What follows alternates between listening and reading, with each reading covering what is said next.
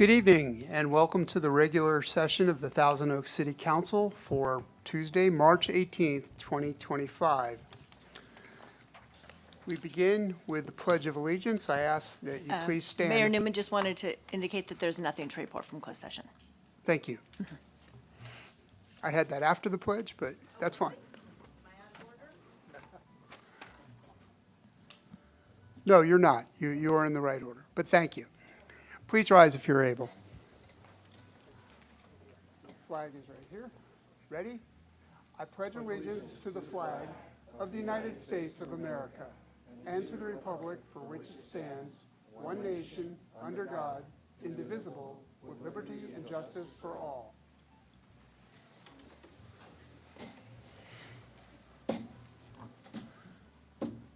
This being our annual priority and goal setting meeting, we are going to do something a little different this evening where we will hear all comments regarding priorities, goals, norms, basically all public comments at this time rather than having them separated by hearing items.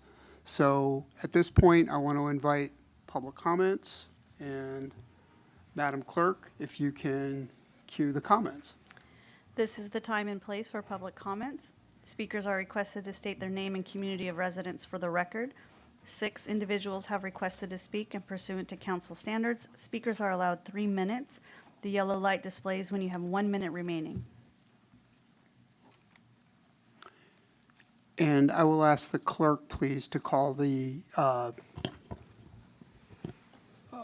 let's see, we do have in-person speakers. Yes, we do. Okay, so we will begin with them and then go to the remote speakers. So beginning with Chris Sam, followed by Josh Gray and Ira Plattner.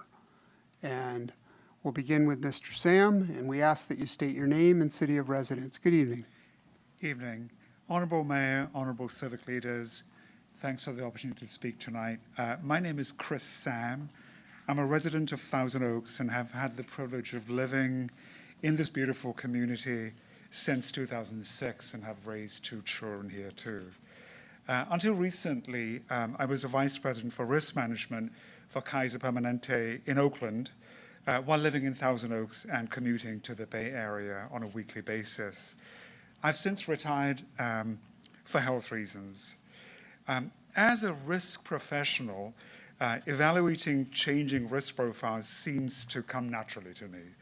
All right, be it for business or the community that we cherish, the homes that we live in, even things as mundane as crossing a road. I'll say, hey, what's the risk here? Before I take a leap of faith. The recent devastating wildfires in Southern California provides us an opportunity to think how such events could, under slightly different circumstances, impact our beautiful community too. You don't need to be a risk practitioner to understand that it's not a question of if, but when and how bad such an incident could impact the lives, homes, and livelihoods of this community. As these wildfires increase in severity and frequency over the years, we're no longer limited to a fire season. As you know, wildfires are increasingly a year-long hazard facing our community. And at the same time, our citizens are struggling with increasing property insurance premiums. Some homeowners have been declined coverage. Potentially declining property values for homes bordering on open spaces. Many homeowners are taking on increasing responsibilities in making their homes more fire resilient. But yet, ironically, most often wildfire incidents with catastrophic outcomes originate from open spaces that surround the very communities that we live in. These are lands mostly owned by the city, more specifically owned by COSCA, the Conejo Open Space Conservation Agency. Our first responders, including our firefighters and Fire Chief Shea, I commend the work that's done by your team. They provide an outstanding service to our community in reacting to whatever might befall the city and surrounding areas. And as these incidents start, one amongst many fire response strategies to prevent this spread is to do prescribed burns, creating fire breaks. So, given these wildfires most often originate in city-owned spaces, Yeah, we allocate 3 minutes per public speaker, so if you would please, sorry to interrupt you, but Sure. if you could wrap up your remarks, sure. please. Thank you. So, the question here is, should we take this opportunity to rethink our response strategy for fires?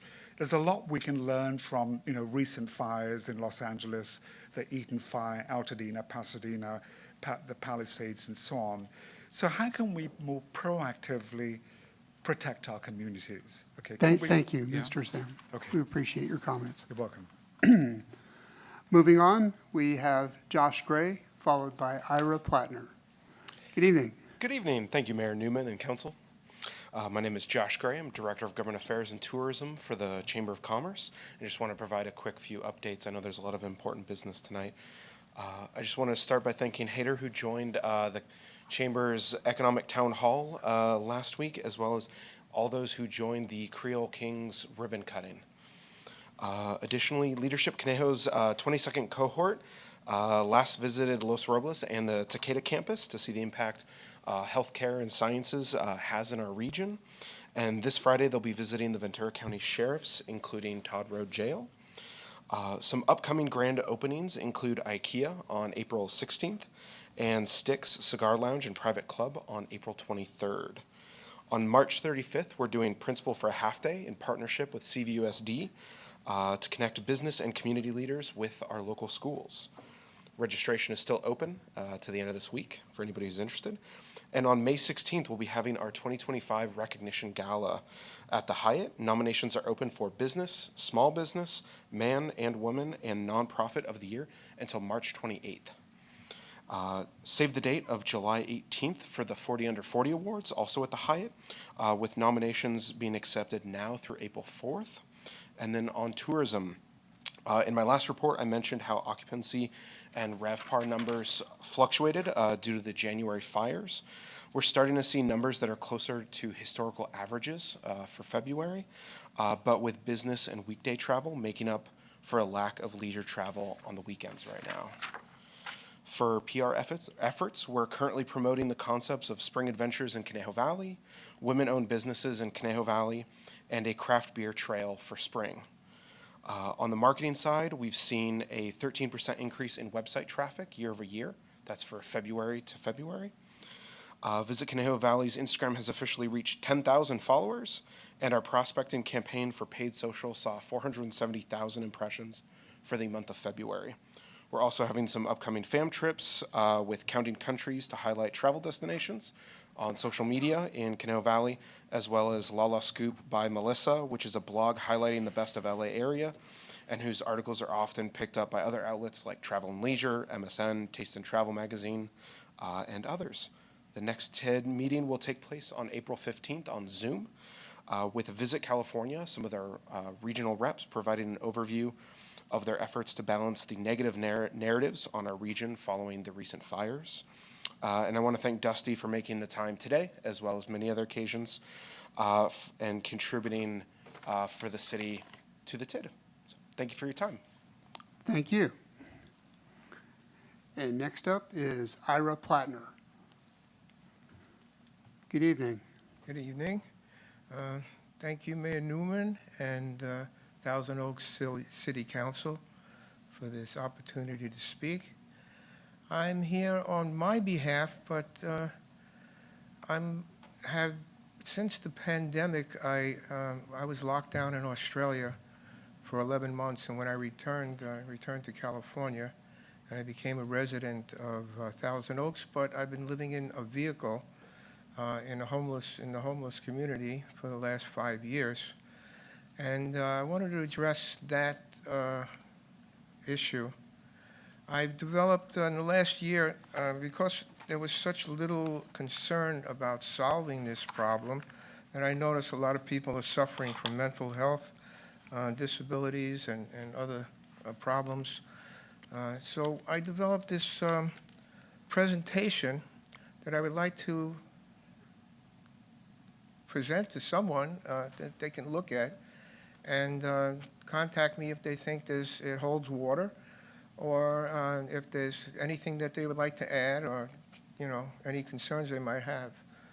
So I don't know who to give this to. Yeah. So that's all. Thank you very much. Thank you, Mr. Plattner.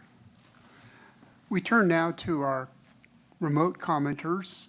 We have two this evening, Clint Fultz, followed by Kat Selm. Mr. Fultz, good evening. Hello. My name is Clint Fultz, and I'm a resident of Thousand Oaks. Looking back on last year's citywide goals and top 10 priorities documents, I am pleased to see that the city not only put forth worthy goals and priorities, but helped to meet many of those goals and maintain many of the priorities set forth last year. Many thanks to the council and city staff for helping to make that happen. I understand that due to the current political climate, some of these very worthy goals and priorities might now get pushed back from the powers that be. But I'd like to remind you that what makes our city great has not changed. We should continue to create a more equitable, accessible, safe, welcoming, and inclusive government and community regardless of race, color, ethnicity, religion, sex, physical or mental ability, sexual orientation, gender identity and expression, age, language, education, and or socioeconomic status. This goal from last year should remain a goal for this year and every year after that. As a community member involved in housing work with Ventura County Yes in My Backyard, I'd like to see the completion of the Homeless Navigation Center and, if possible, a resolution to the issues with the permanent supportive housing project at the Quality Inn and Suites. I would also like to see continued support for affordable housing. And perhaps we should prioritize the creation of rent stabilization and just cause tenant protection ordinances like those in Ojai and Oxnard. If the city of Ojai can do it, so can we. As a community member involved in climate work with the Conejo Climate Coalition, I would like to see environmental sustainability and the implementation of the Climate and Environmental Action Plan remain top priorities. The city also needs to make adoption and implementation of the revised Active Transportation Plan a top priority. Close to 70% of our city's greenhouse gas emissions come from our transportation sector. And if we're serious about reducing vehicle miles traveled and pollution in our community, this needs to happen. Thank you very much. Thank you. And we go next to Kat Selm. Good evening. Hi, good evening, Honorable Mayor and council members. Thank you for hearing me tonight. I'm a resident of Thousand Oaks. My name is Kat Selm, and I'm coming to you tonight as a concerned citizen, not representing any organization or entity. I believe in democracy, and I see in you, council members, and other elected officials in this great city, the same drive and passion to uphold our shared democratic principles. I believe in an America where we breathe clean air, we drink clean water, and we eat safe food because of the laws and institutions that we collectively agreed to enact and fund. I believe in the right to freely assemble, to speak our minds and express our opinions even when they're unpopular. I believe in a world where everyone is provided a fair opportunity to thrive and succeed, and the past and current harms that have disadvantaged certain populations are corrected for. You might ask what this declaration has to do with your priority and goal setting, but I think that our shared democratic principles and many of the city's goals are at stake this year from an aggressive federal government that's defunding critical programs and acting unlawfully. I believe in the goals of the city to create a more equitable and sustainable place that's inclusive, open, and ethical. But these goals take funding, a free press, an engaged and protected citizenry that can freely assemble, and a committed council. So I ask that you take this lens tonight as you identify the priorities and goals that you would like to enact this year. To continue the forward progress that you've set out, your community needs care from the onslaught of harms that the current federal Republican administration is dealing. So thank you for your consideration of these comments and for all that you do for us. Thank you, Ms. Selm. We turn now to City Manager Drew Powers for any response. No follow-up direct, as I think we'll be talking about all these things throughout the course of the evening tonight. All right, thank you. We turn now to the only item on our agenda this evening, which is our annual citywide 25-26 top 10 priority goals and norm study session. And we'll kick it off with an introduction of various department heads by Mr. Powers.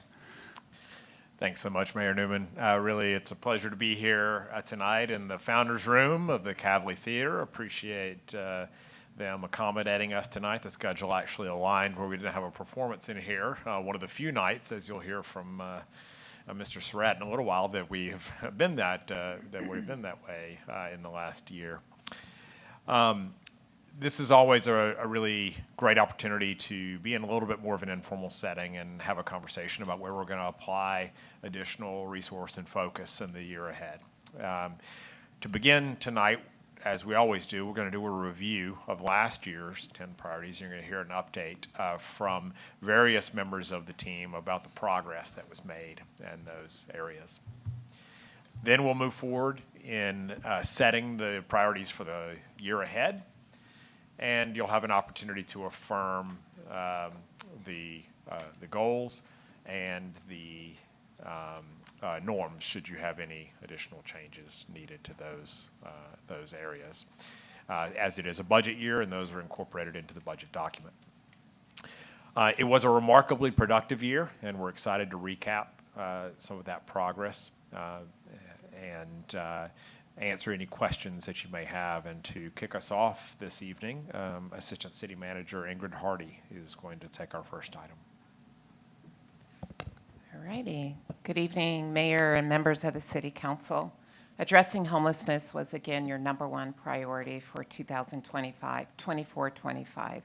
I'm pleased to report that we have had a remarkable year of momentum and impact addressing homelessness. At this time last year, the Navigation Center, on which you see here on your screen, was going through the plan check process, and we were cautiously optimistic about this Navigation Center opening at the end of the calendar year of 2024. But there were some delays that were beyond our control, such as state-mandated inspections during the actual production process, increased demand for tiny home inspections since we're starting to see more communities rely upon this model, and also, supply chain and interstate delivery challenges. Despite these unavoidable delays and sometimes aggravating, the Navigation Center, I'm pleased to report, is 90% complete. So we are really, really close to the finish line, and we look forward to opening this facility and delivering on your priority. We hope to announce the ribbon cutting in the coming week or so, but stay tuned for that. But again, 90% complete, so really close. As construction continues and they're finishing up, the Thousand Oaks Police Department has been working with our operator, with Harbor House and other local agencies to identify the unsheltered clients that will live here at this Navigation Center. So that way there's no delays between the time that the facility is ready to be occupied and beginning that process of moving clients in. Thanks to the Chamber of Commerce, I'm also happy to report that IKEA is donating the indoor and outdoor furniture for the Navigation Center. Just today we saw some renderings and they look pretty nice. So we are absolutely excited about that. Next, with regards to homelessness, I just want to take a minute to talk about our amazing police department. As you are all aware, they have been instrumental in our response to homelessness. They continue to recruit like the best and brightest talent to the Vulnerable Populations Officer team, along with cross-training other deputies to respond to homelessness. And the way that we see this team work is just outstanding communication with property owners, with businesses, with residents, especially addressing encampments in some of those areas that we've had public health and safety concerns. And you may have noticed that there has been improvement in some of those public spaces, and we're starting to see or experience less complaints regarding homeless encampments. And I would be remiss if I didn't also acknowledge our public works crews and our landscape crews that have been dedicated to improving these spaces and coordinating their efforts with law enforcement. Also with our vulnerable population officers team, they are working to get clients connected to services. They tag along, or the backpack medicine team tags along with our officers, behavioral health, and as a result of that work, we have actually experienced, according to the preliminary numbers from the point in time count, a 9% reduction in homelessness in Thousand Oaks. So we're pretty excited about that they continue to make that progress. Lastly, I'll just talk about the site at 12 Conejo. We continue to work with our legal counsel and state to resolve this unfortunate issue, which was caused by a gap in the programmatic infrastructure at the state level. So we continue to have those conversations, we continue to engage, and we are doing our best to come to some sort of resolution. The site is a missing piece in our local homeless response system, and we'd like to keep that at the front of our efforts in addressing homelessness. So that concludes my presentation, and next I will turn it over to Kelvin Parker, our Community Development Director, to give an update on affordable and workforce housing. Good evening, Mayor and members of Council. I'm here tonight to provide a brief update on our progress in addressing affordable and workforce housing priorities over the course of the last year. We've made significant strides in advancing entitled housing projects. Currently, we have just under 2,000 units entitled at 1,963, including 289 in an affordable category. This does not include an additional 104 units that were approved for accessory dwelling units. These projects represent a diverse range of housing opportunities, catering to income levels throughout our community. Notably, since the adoption of the general plan, we've seen a surge in development interest. We've had several exciting projects begin the entitlement process, including 145 units at Kelly Road, 297 units at 195 East Hillcrest, and 45 units projected at Chiquita Lane. There's 2 projects on Herbs Road in close proximity that total 114 units. And there's a proposal for a 70-unit mixed-use project at 1850 East Thousand Oaks Boulevard. Additionally, projects that were already in the pipeline are moving forward. The Latigo project includes 333 units, including 33 affordable units. That's nearing building permit issuance. The Timber School project with 218 units, 26 of which are in affordable category. They are performing site preparation that includes installing basic infrastructure, grading, and they're also nearing building permit issuance. Then, of course, the TL Ranch project, which is at the former Kmart site. That's 420 units, including 54 affordable, and they have received a grading permit, and they're making substantial progress. Construction of some of these entitled projects has stalled due to prevailing financial challenges, notably elevated interest rates, escalating insurance premiums, and the broader market uncertainties.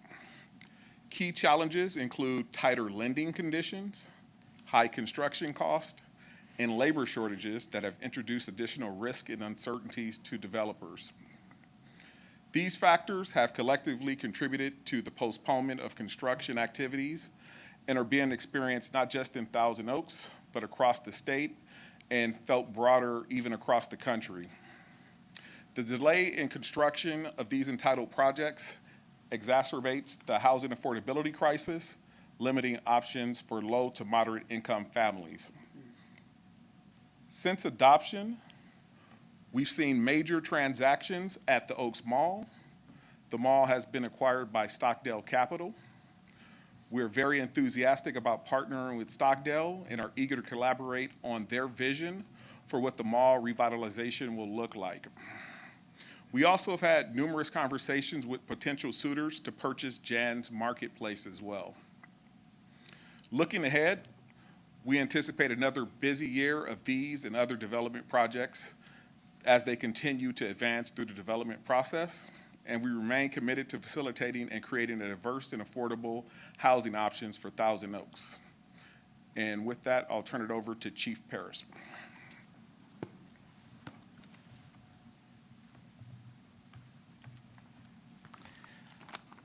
Mayor and council members, I'm pleased to report on the status of public safety in the city of Thousand Oaks.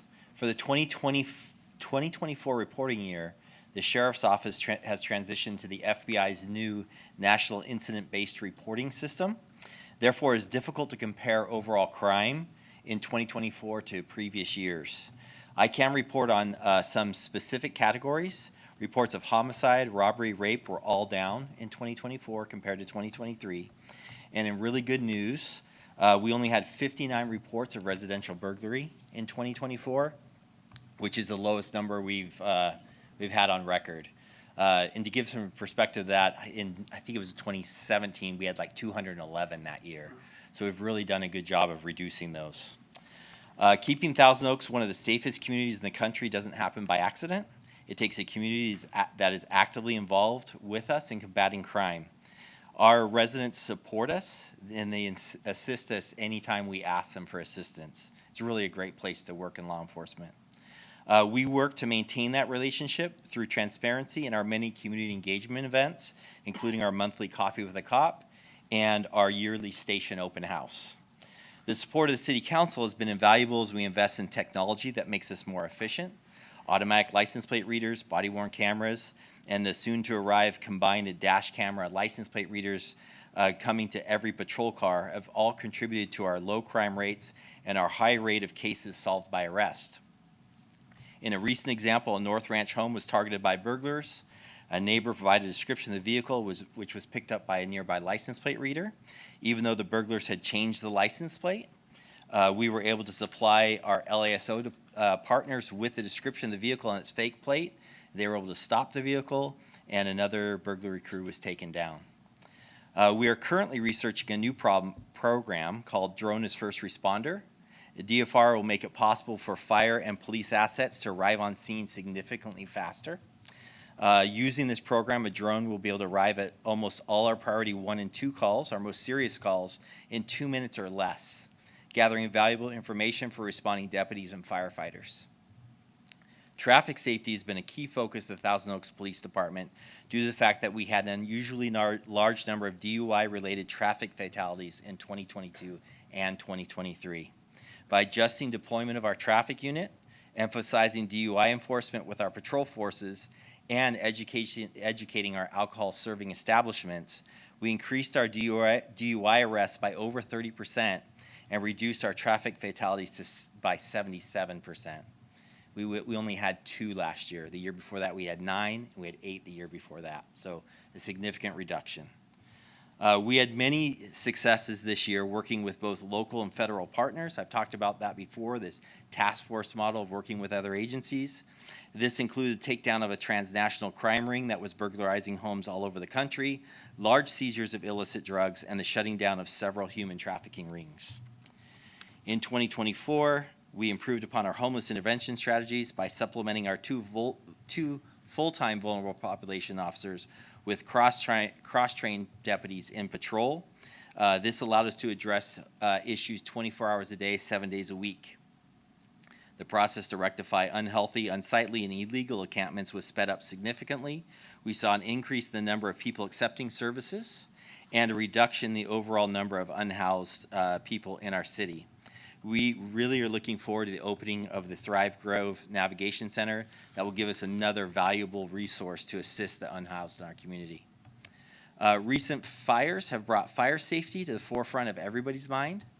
Thousand Oaks residents continue to demonstrate their desire to be prepared through the FireWise Communities program.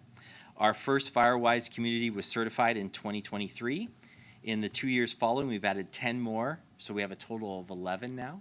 And just to put that in perspective, there's only 18 other FireWise communities in the entire county. So Thousand Oaks has 11, the whole rest of the county has 18. I want to thank you for the investments you're making in public safety and for your support of the men and women of the Thousand Oaks Police Department. and our shared mission to keep Thousand Oaks a wonderful place to live. And with that, I'll turn it over to Melissa Hurtado. Excuse me, Chief. Yes. Before you turn it over, Councilmember Adam has a question. Okay. Hi, Chief. Yeah, that's a remarkable number for the home burglaries to drop to 50-something. 59. That's incredible. Do you attribute that to the breakup of that South American theft ring or license plate readers? Or just Yeah, it's been a combination of things. We've gotten better and better at catching these crews quicker. The license plate readers have been a tremendous help in that.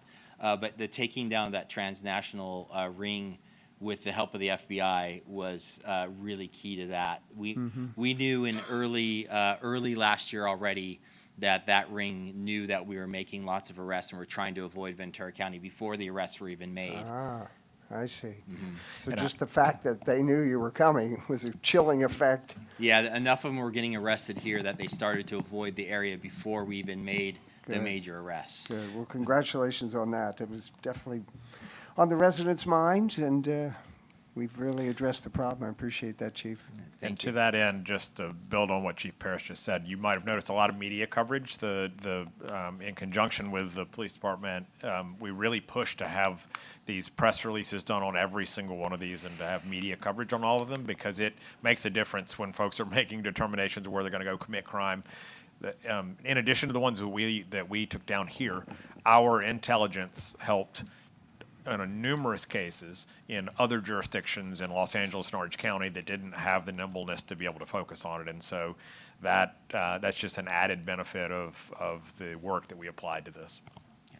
Great accomplishment. Thank you, you. Chief. Thank you, Chief. Thank you. And good evening, Ms. Hurtado. Good evening, Mayor Newman, City Council members. So just last month, City Council agreed to enter into a memorandum of understanding with the County of Ventura, committing up to $2 million towards the purchase of a property in Thousand Oaks for the East County Family Justice Center. This initiative signifies your dedication to supporting and enhancing resources for families affected by violence and abuse in our community. So Family Justice Center is a comprehensive service center where victims of domestic violence, sexual assault, elder abuse, human trafficking, and other forms of family violence can receive coordinated services from multiple agencies.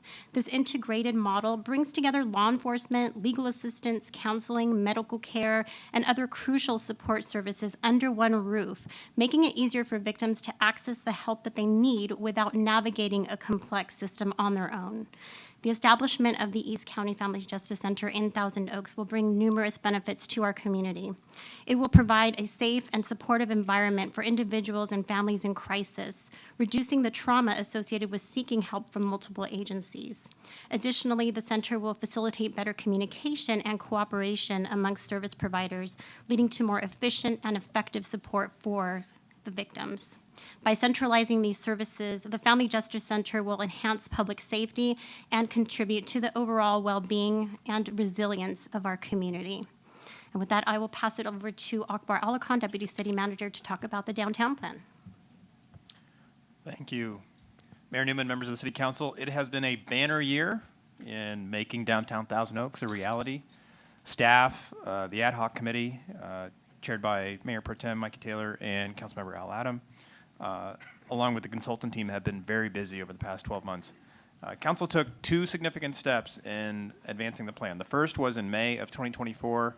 You may recall that staff and the ad hoc committee presented a concept of a downtown, and the full council considered that and endorsed that concept and gave us the green light to then advance that from a concept into actual design.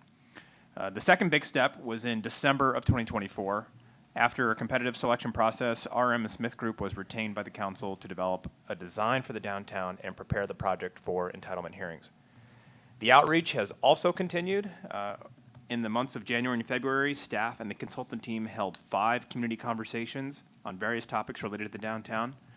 In fact, there's a photo up on the screen in this very room where we held one of those sessions that was very well attended. We had over 175 of our residents attend those sessions, and they range from topics like arts and entertainment, landscape architecture and oak tree preservation, business mix and visitor experience, sustainability, and accessibility and disabled access.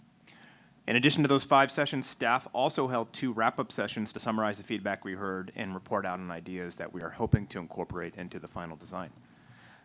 The consultant team, and this is an example of just one of those boards, they are a work of art in addition to taking actual record of what was described and discussed. The consultant team will be presenting to the City Council in upcoming meetings in the months of April and May to share options for a viable funding strategy for the project and share updated designs that incorporate the community feedback garnered from these different community conversations. With that, I will invite up our Economic Development Manager, Haider Alawani.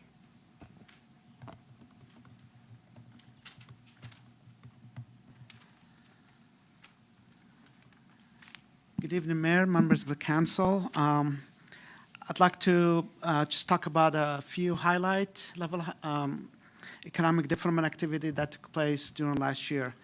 One of them is Graymark, that owns this building on Via Merida. They just finished the construction of approximately 30,000 square foot lab space on this building. It's a total about 100,000. They only done 30,000, and they're just waiting for the right tenant to come in and move in. And of course, the building have a capacity to expand in the future as well.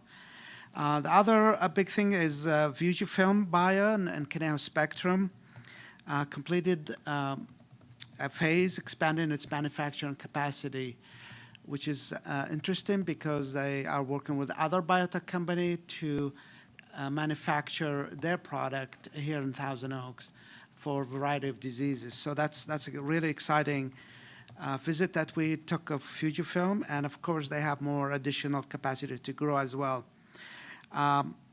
Tesla opened a showroom last year. I've been after them for almost 8 years, so finally they came in. They opened a showroom and a repair facility, and they already contributed to the city's sales tax. They opened in July last year, so the third quarter of last year we saw the sales tax revenue from them. And they opened in another collision center of Conejo Ridge, so they like the city and they want to continue operating here in Thousand Oaks. HRL, which is a defense company, they have facilities in the region. They bought a building in Willow Lane, and they done a lot of improvements to that building.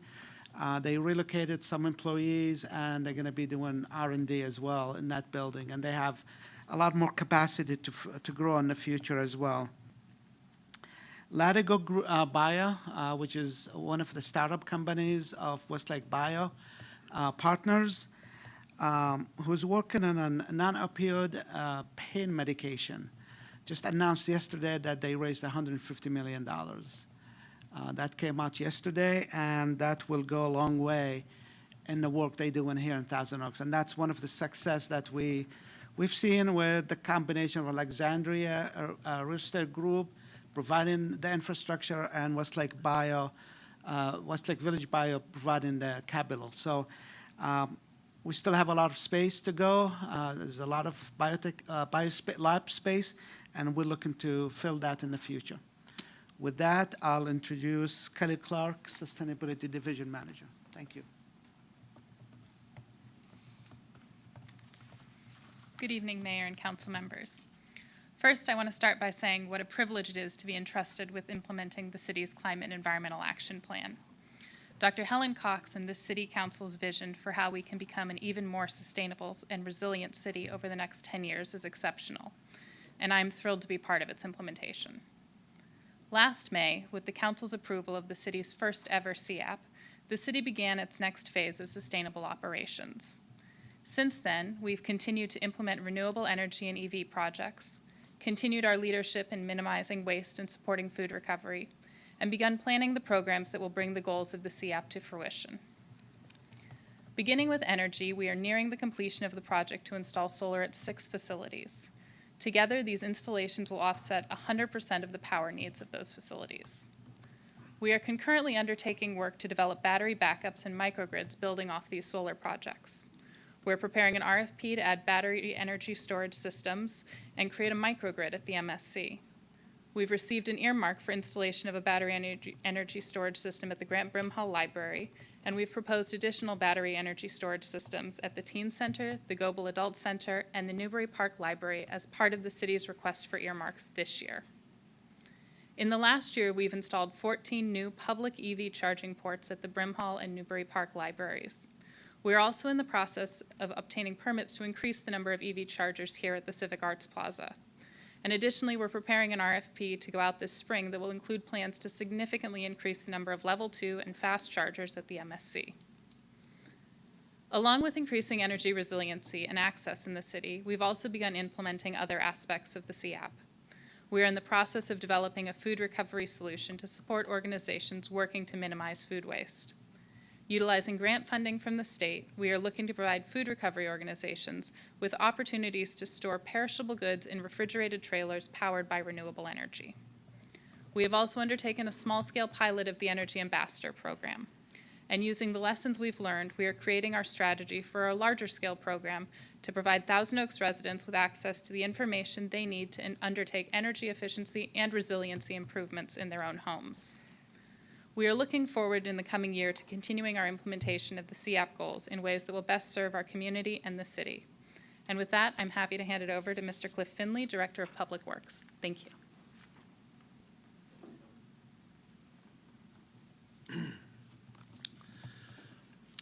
Good evening, Mayor and Council. Your Public Works Department continues to make improving and maintaining public infrastructure a top priority in our city. We maintain close to $2 billion worth of public infrastructure, and with council support, we continue to maintain it in good working condition. Over the past year, we completed the 2024 Pavement Overlay and Maintenance Project, spending nearly $18 million and rehabilitating 45 miles of roadway to keep our streets in the very good condition category. We recently completed our pavement management plan that projects our anticipated pavement maintenance needs over the next 5 years, helping us to provide the right pavement maintenance at the right time to minimize costs and maintain our paving in the very good category. We also have continued our sidewalk grinding and repair program, inspecting, grinding, and repairing approximately 70 miles of sidewalks citywide this year. We are also out to bid right now with the 2025 sidewalk concrete replacement project, which will replace 15,000 square feet of concrete sidewalks and over 700 lineal feet of curb and gutter. The 1.5 mile long Thousand Oaks Boulevard median landscaping project will update the landscaping in the city's medians on Thousand Oaks Boulevard between Auto Mall Drive and the eastern city limits. This project's out to bid and will be under construction later this spring. The project replaces the old pine and eucalyptus trees in the median with 37 new oak trees, along with decorative shrubs and ground cover, and the latest in low water use irrigation systems.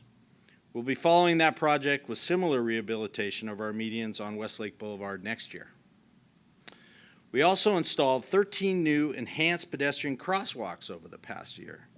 The crossings were enhanced with the latest in pedestrian safety technology, introducing rapid flashing beacons and advanced warning systems. These include 2 in the Rancho Conejo Biotech area, as well as 1 additional pedestrian crossing on Thousand Oaks Boulevard between Oakview Drive and Live Oak Street, which includes a full pedestrian activated traffic signal and refuge in the center median. We have started the update on the active transportation plan. This plan seeks to promote bicycling and walking throughout the city to reduce vehicle miles traveled and greenhouse gas emissions. The plan will identify and prioritize bicycle and pedestrian improvement projects citywide based on traffic and pedestrian data, as well as public feedback received through a robust public outreach efforts. Once completed, the study will be used to plan future capital improvement projects and to solicit grant funding. The updated study will be completed by this time next year. Your Public Works Department is also ready to respond 24/7 for whatever emergency response support is needed. Our Public Works team really enjoys serving the residents of Thousand Oaks to help make Thousand Oaks the best place to live, work, and play. With that, I'd like to introduce our planning manager, Kristen Rice, to provide a general plan update.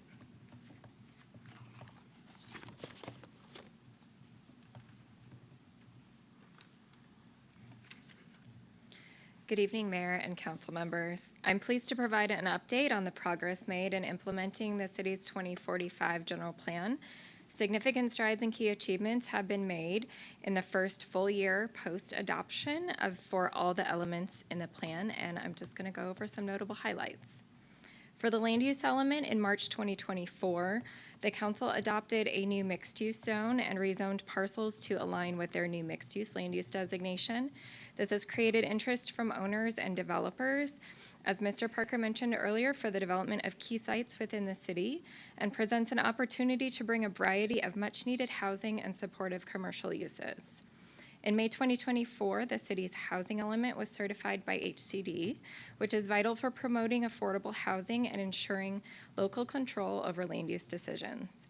The council also adopted code amendments such as accessory dwelling units, density bonus, emergency and transitional housing, supportive housing, and also lot consolidation to implement the housing element. For the parks and open space element, COSCA established a management system to accept reports of open space damage, which assigns resources for repairs or service. For the conservation element, the city is working to educate and help people transition away from using gas-powered landscape equipment, and COSCA is also working with a nonprofit organization to educate homeowners about ways to prevent structure loss in wildfires. For the arts and culture element, the council adopted an art in public places policy last year, and efforts have continued in expanding programming and convening the creative sector to discuss art and entertainment initiatives. The council also adopted the city's first climate environmental action plan, as mentioned earlier, which implements the safety element, and the city's new mobile-friendly and accessible website, which was launched last year in accordance with the governance element. Looking forward to this next year, one of our most significant efforts underway is the Comprehensive Zoning Code and Sign Code update to Chapter 4 of Title IX. This is the first comprehensive update since the code was created in the 70s, much like the general plan. The goal is to develop objective, clear, and easily understandable standards that are straightforward to administer, consistent with applicable laws, and implement the goals and policies of the general plan. The first community workshop to introduce the project will be held tomorrow, March 19th at 6 p.m. in the Oak and Park rooms here at City Hall, and the community is invited. There will be several opportunities for the public and the council to provide input throughout the process, and this effort is planned to be completed in 2026. We look forward to continued collaboration with all city departments and our partner agencies on these important implementation actions in the next year. And with that, the next speaker is Cultural and Community Services Director Jonathan Surratt. Thank you.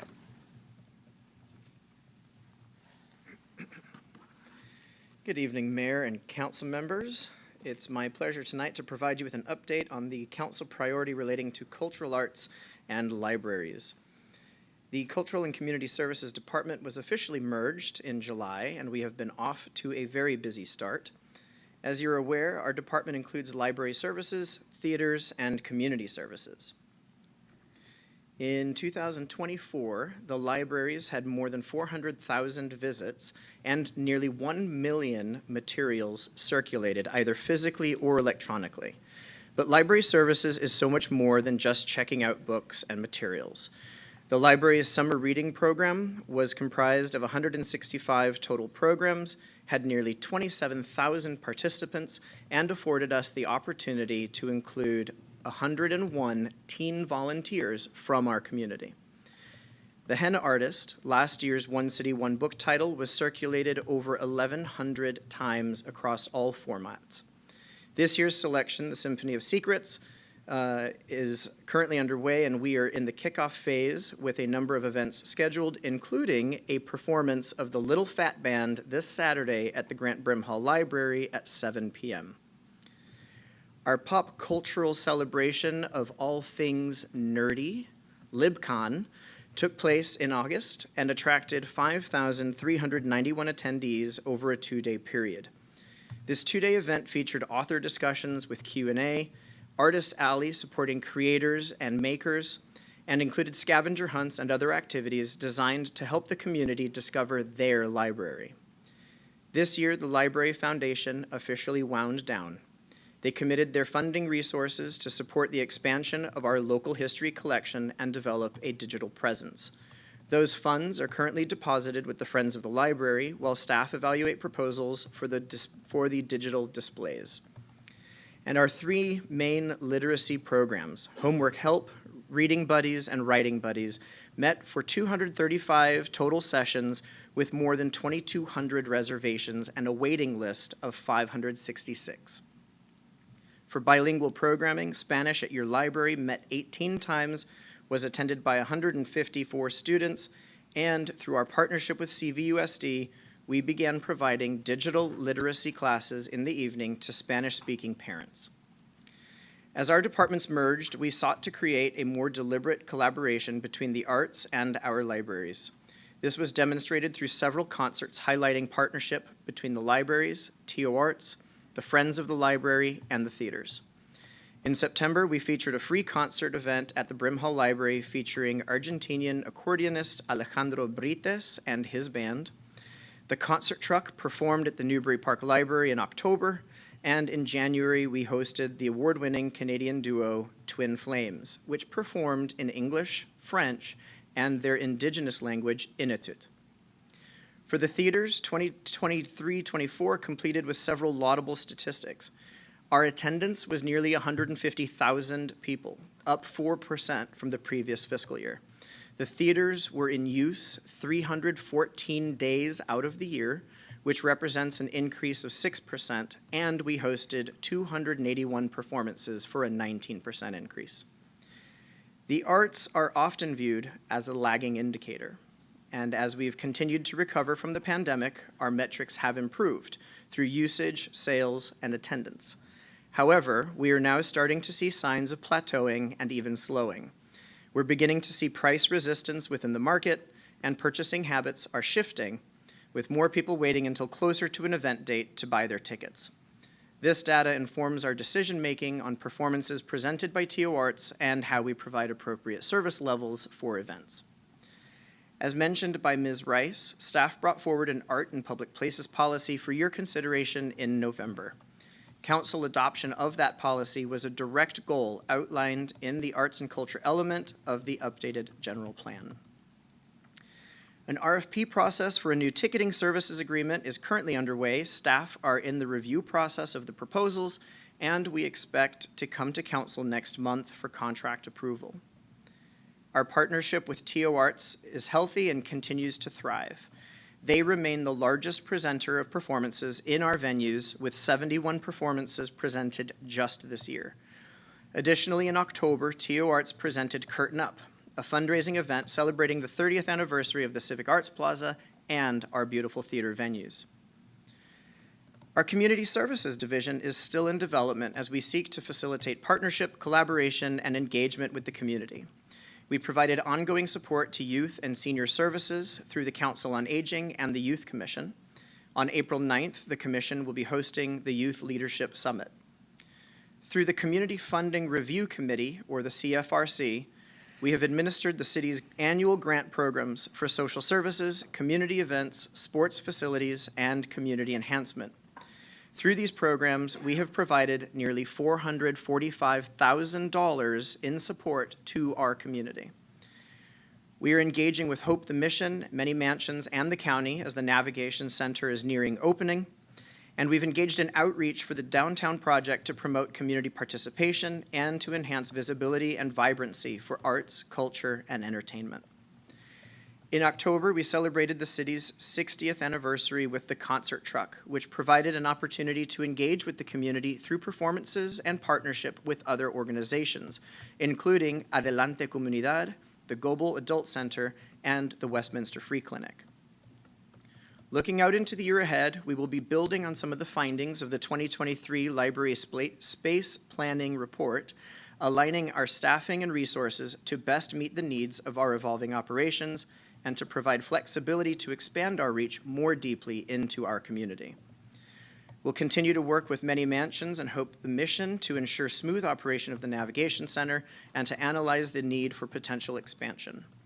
We look to grow our participation in the visual arts through public art programs and strategic partnerships to bridge East and West County collaborations, and we'll be working to build on our rich history to identify opportunities to promote the Conejo Valley as an ideal location for film and television production to encourage growth of the industry here in the community. This concludes my update, and now I will turn things over to Deputy Finance Director Carrie Matson.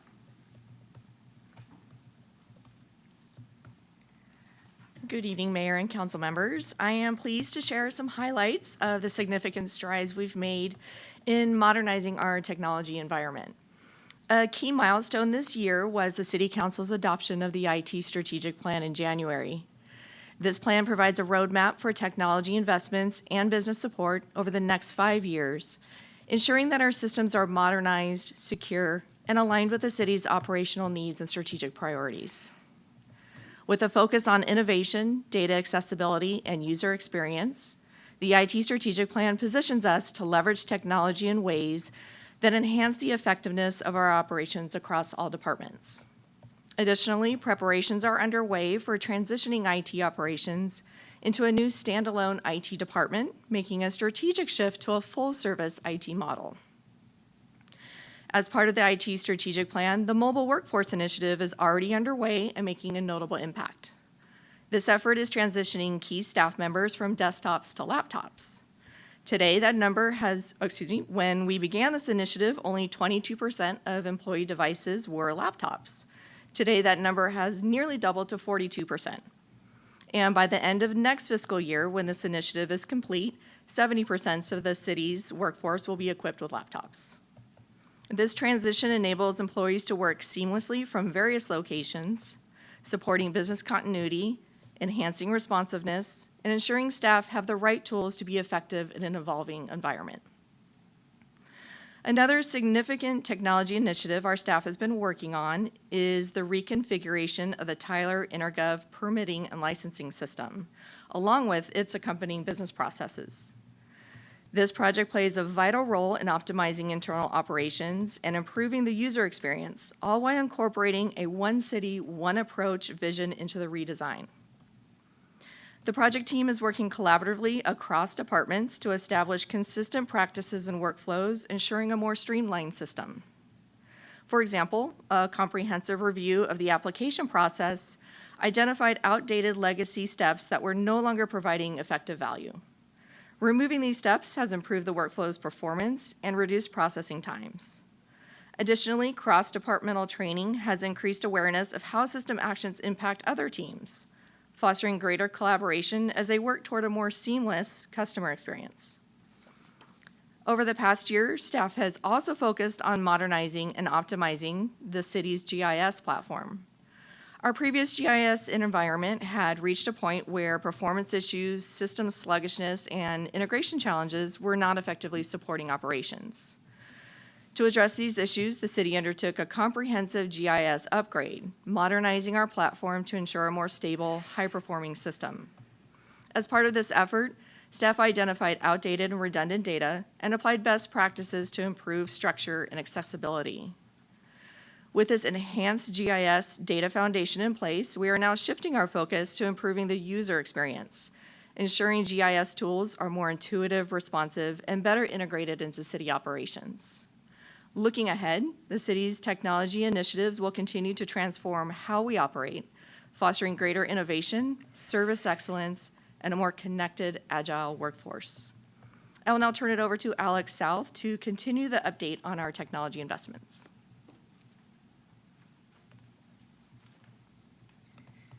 Good evening, Mayor and City Council. Alexandra South, Director of Strategic Communications and Public Affairs, and I am delighted this evening to highlight the success of our new city website, Tokes.gov. Launched in September of 2024, the new platform was designed to perform on mobile devices and desktops alike and has seen more daily traffic than the previous version of the website. This can be attributed to a streamlined user experience that makes the majority of city content accessible in 3 clicks or less, as well as increased organic search made possible by improved search engine optimization. The site is ADA compliant, incorporating a powerful accessibility tool and modern practices to make the site available to people of all abilities. The domain change from .org to .gov improves security and trust by the residents that it's a legitimate source of information. My team continues to work on improvements daily and content updates to keep the site up to date and relevant. As the new city website continues to provide optimal customer service, we are hard at work on the accompanying library site. Launching in September of this year, the library site will meet the same standards and styles, a change that we anticipate will drive even more traffic to our incredible resources and make information sharing easier than ever. I want to thank the teams that have been involved in these extensive projects. Their dedication to creating the best digital experience for residents and visitors alike has been remarkable. City social media continues to evolve and grow as we adapt to a rapidly changing environment online. Always seeking the best ways to engage, we continue to evaluate the sea of new platforms available and anticipate adding additional modes of digital outreach in the coming year. We appreciate community feedback and ideas on better ways to reach them, and we look forward to new opportunities to expand our reach. Thank you.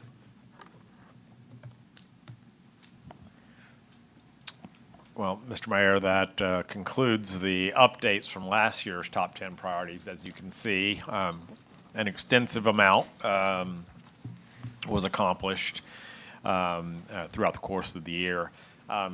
Imagine there's some questions, so just want to afford an opportunity for any of our team that are here to answer those. I appreciate that. And I know some colleagues jumped in, some haven't jumped in, but this is a good time to ask questions of staff.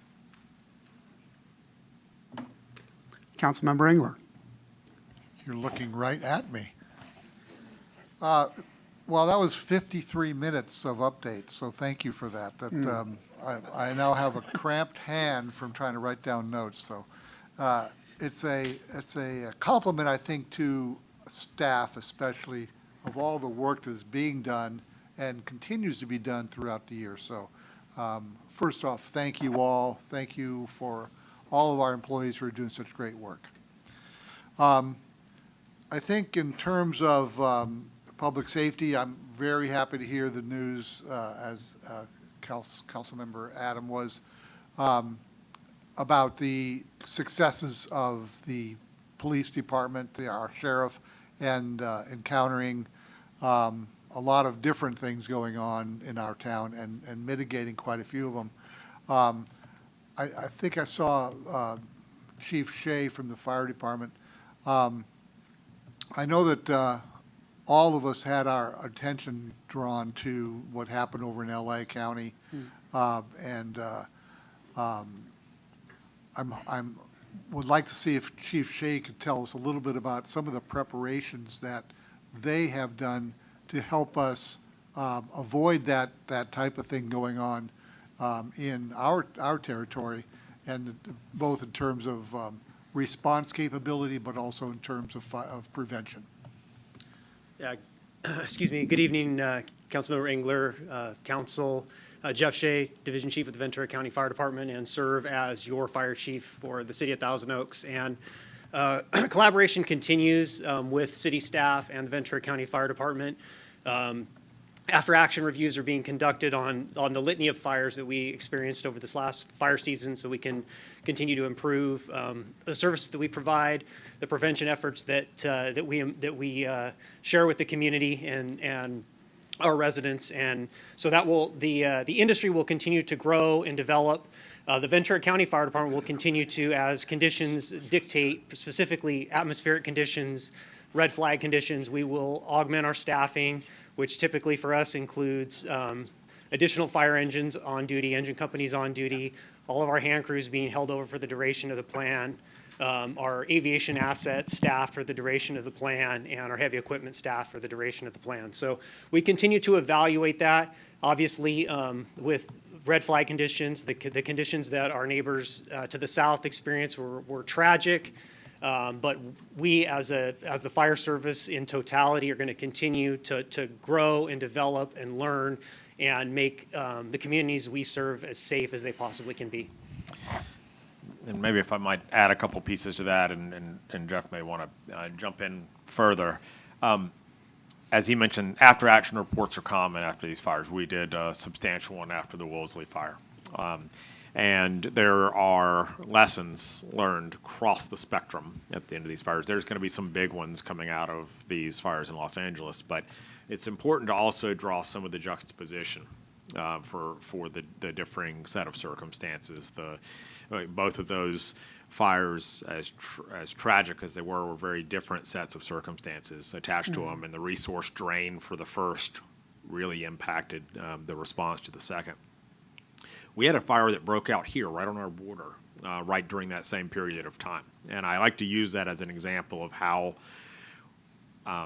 different Ventura County Fire Department is. They are widely considered to be the best wildland fire department in the nation. And when that fire broke out and the communication that we were having through that, I was provided a map. It's an internal map that they use that shows, based on their scientific readings, the fuel, based on the fuel, the wind conditions, the humidity, and all the various factors, exactly what they thought was going to occur. And when I called many of you during that, you might remember that I sort of, there was a lot of, everybody's nerves were up, and I said, I think this is going to be okay. And it was because of the level of sophistication and science that these folks have behind them in responding to this. It doesn't mean that if conditions like happened to the Palisades happened here that we wouldn't have structures lost. That's not what I'm saying. But what I am saying is that the level of sophistication of this wildland fire department is significant. And the helicopter resources, many of which were deployed down to that area, and then the mutual aid agreements that were in place that allowed some of those resources to come off of those fires and address that fire that we had on our border were really important.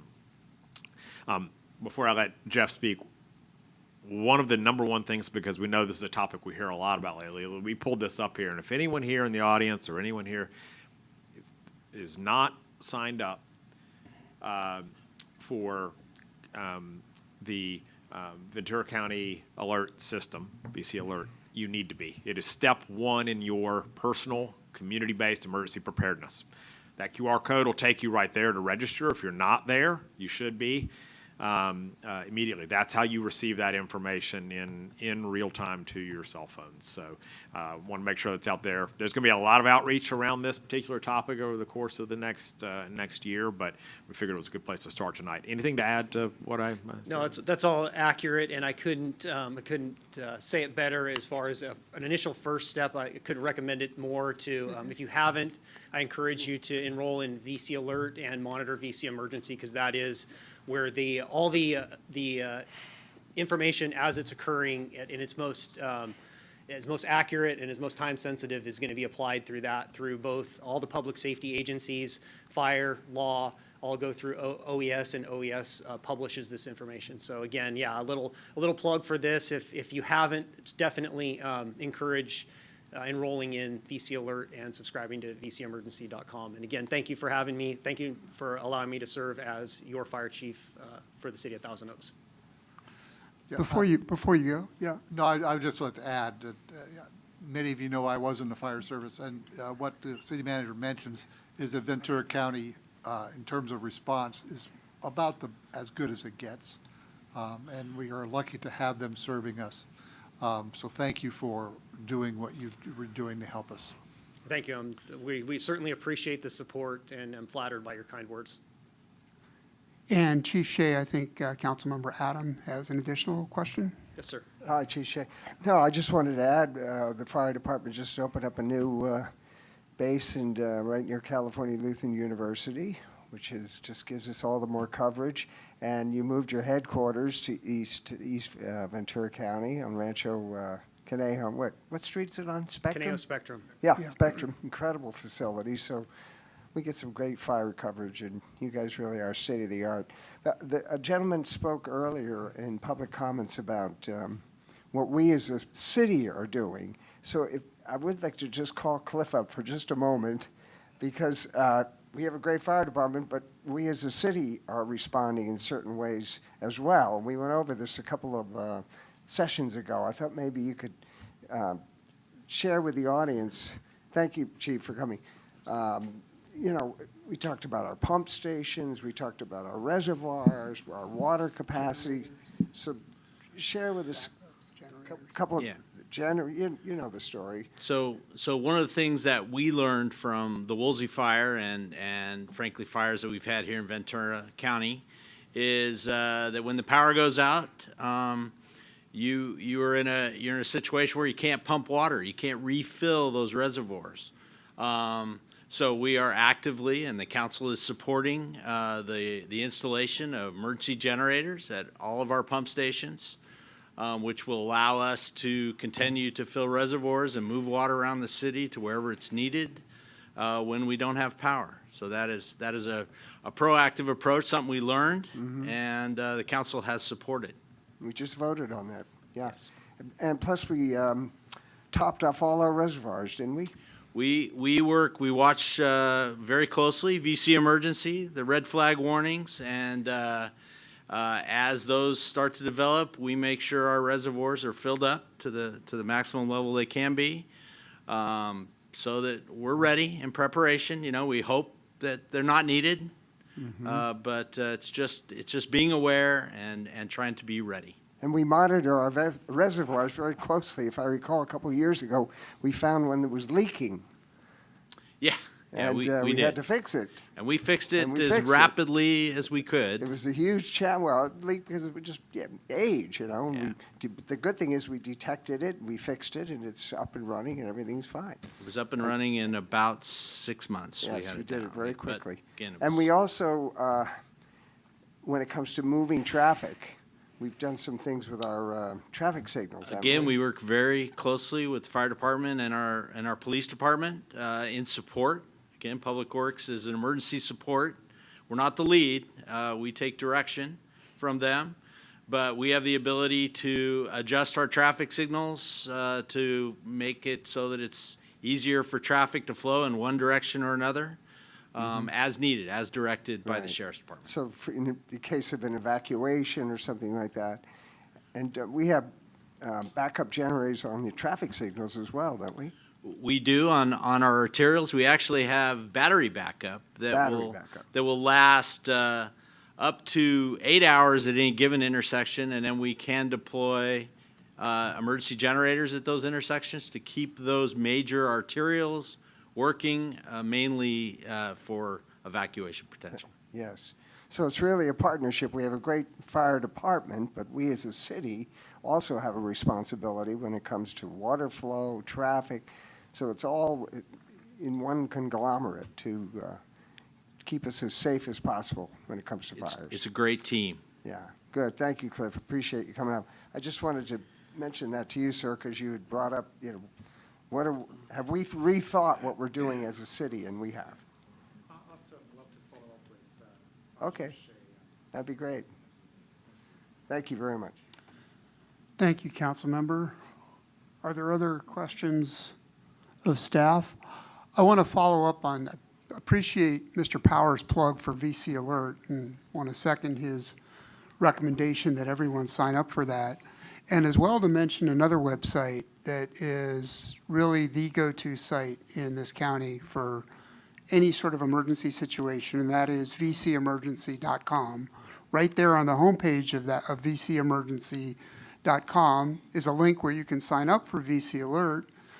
And we experienced the longest and most widespread power outage in our city's history back in January. And the number one question, certainly I received, and I'm sure this is true of my colleagues as well, is what circuits are up or down? What circuits are in danger of going down, or when are they coming back?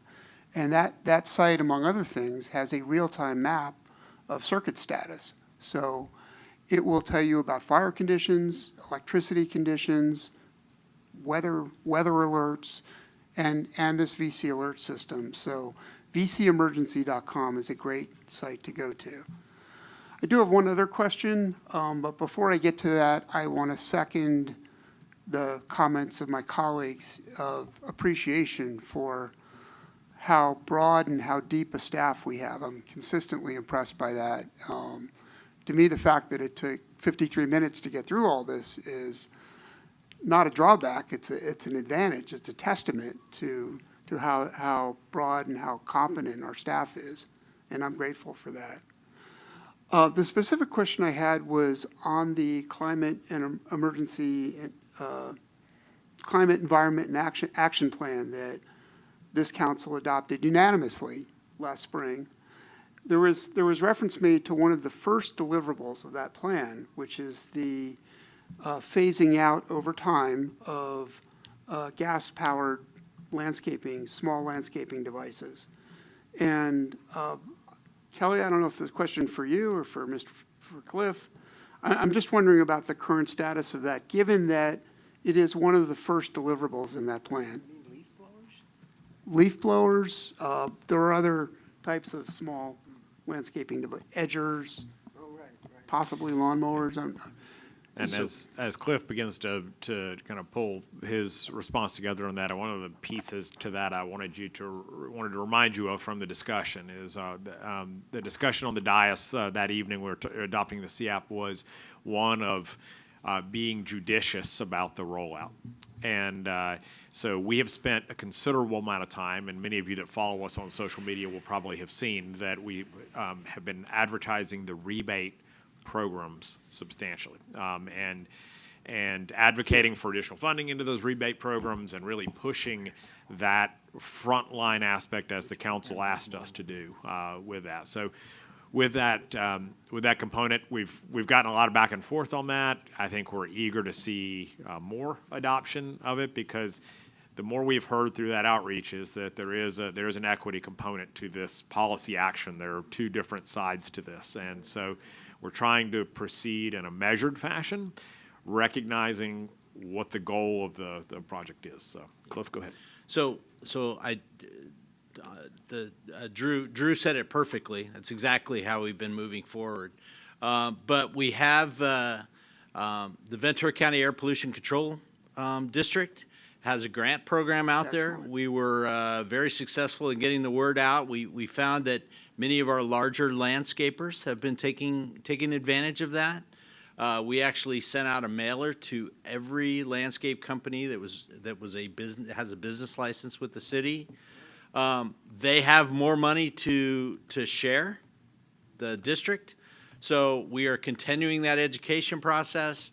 We're continuing with the education process with homeowners. Ideally, if we got to a place where we were going to ban that equipment, we would love it if there was no enforcement to do.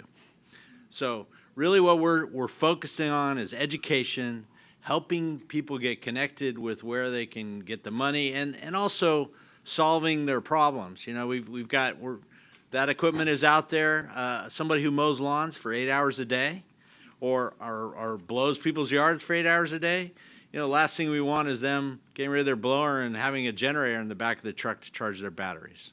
Mm-hmm. So we're working through those issues, finding solutions, and it's going quite well, but there's more work to be done.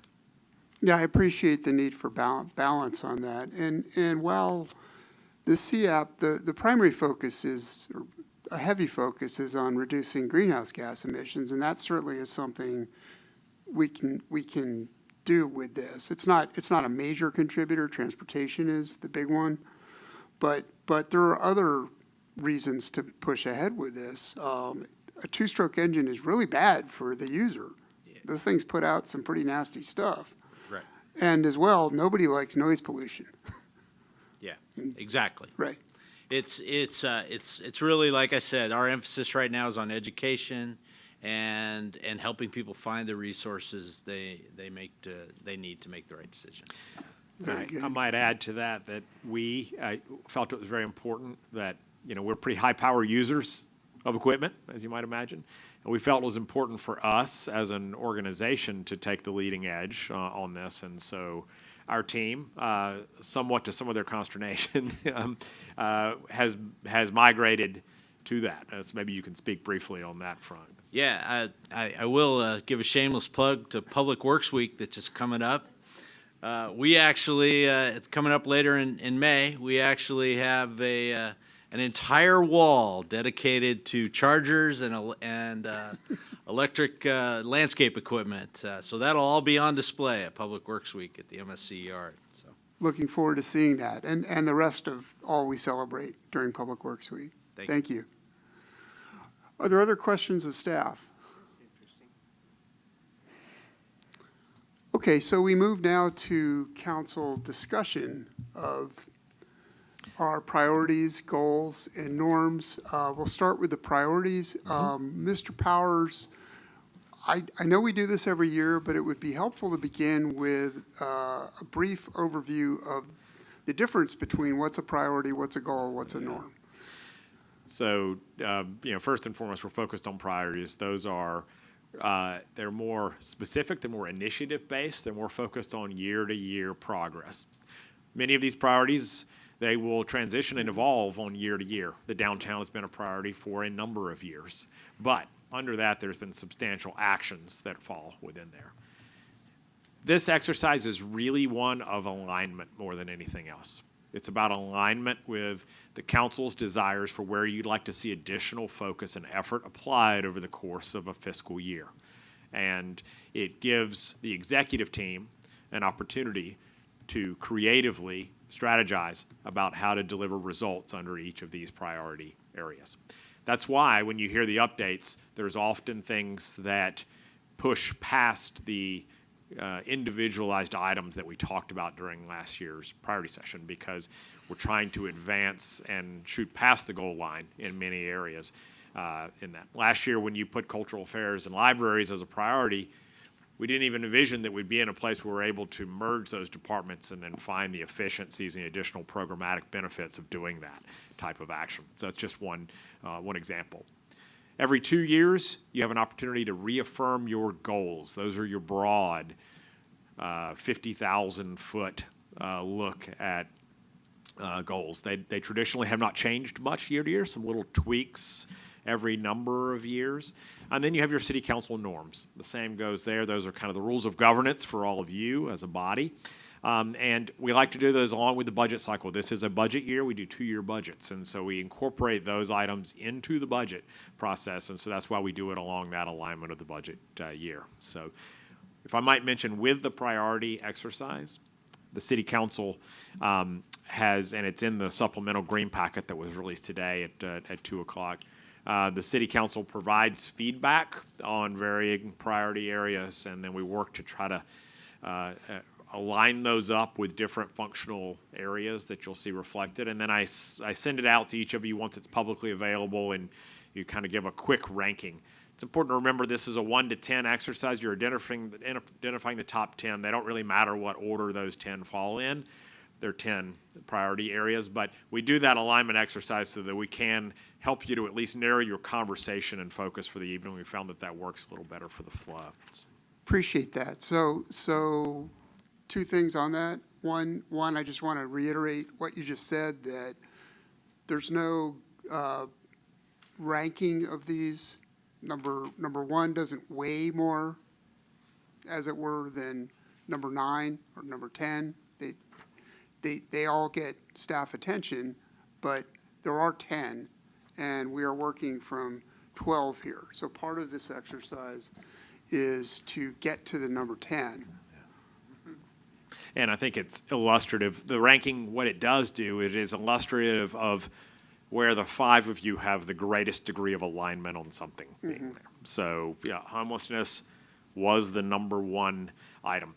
We have several sheets here for you, so as you see those go through, know that that's how this works. That's just, for matter of conversation, these are the areas that had the greatest degree of commonality in your from the 5 of you. Okay, so I could use some clarification at this point. I've got the sheet that went out in the supplemental this afternoon has the priorities listed in a different order than what's up on the screen right now. Yeah, so what you have was released in the green packet, and then all of you, like we did last year, all of you did a vote on there. We took that, and in real time, we took those numbers we got from you, and Alexandra took that, put it into a spreadsheet, and was able to give you, okay, here's the ranking in real time. So, for you so I this think evening. just as a sequencing exercise, Mr. Adams suggested, and I concur, it would make sense just quickly to go through the 12, just so we can we can make our little Rosetta Stone, as it were. Absolutely. And then decide what order Let's we want to go in, what to cut, all of that. Yeah, however you want to do it. You want me to walk you through each of these, or you just? Yeah, so there's 3. So there's the first three, yeah. I'm gonna put a number 1 next to homelessness, a 2 next to downtown, and so on. Fiscal sustainability is 3. So what's, Are we met, does Yep. everyone have those? Let's move on to 4, 5, 6. oh, there we go.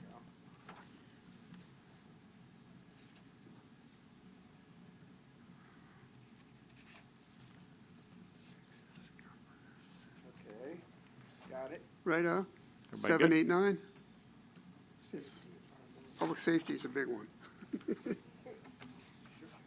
it's fairly important. Wait. Wait, where is it? On the back. Oh, I got it. 7, and environmental sustainability, 8.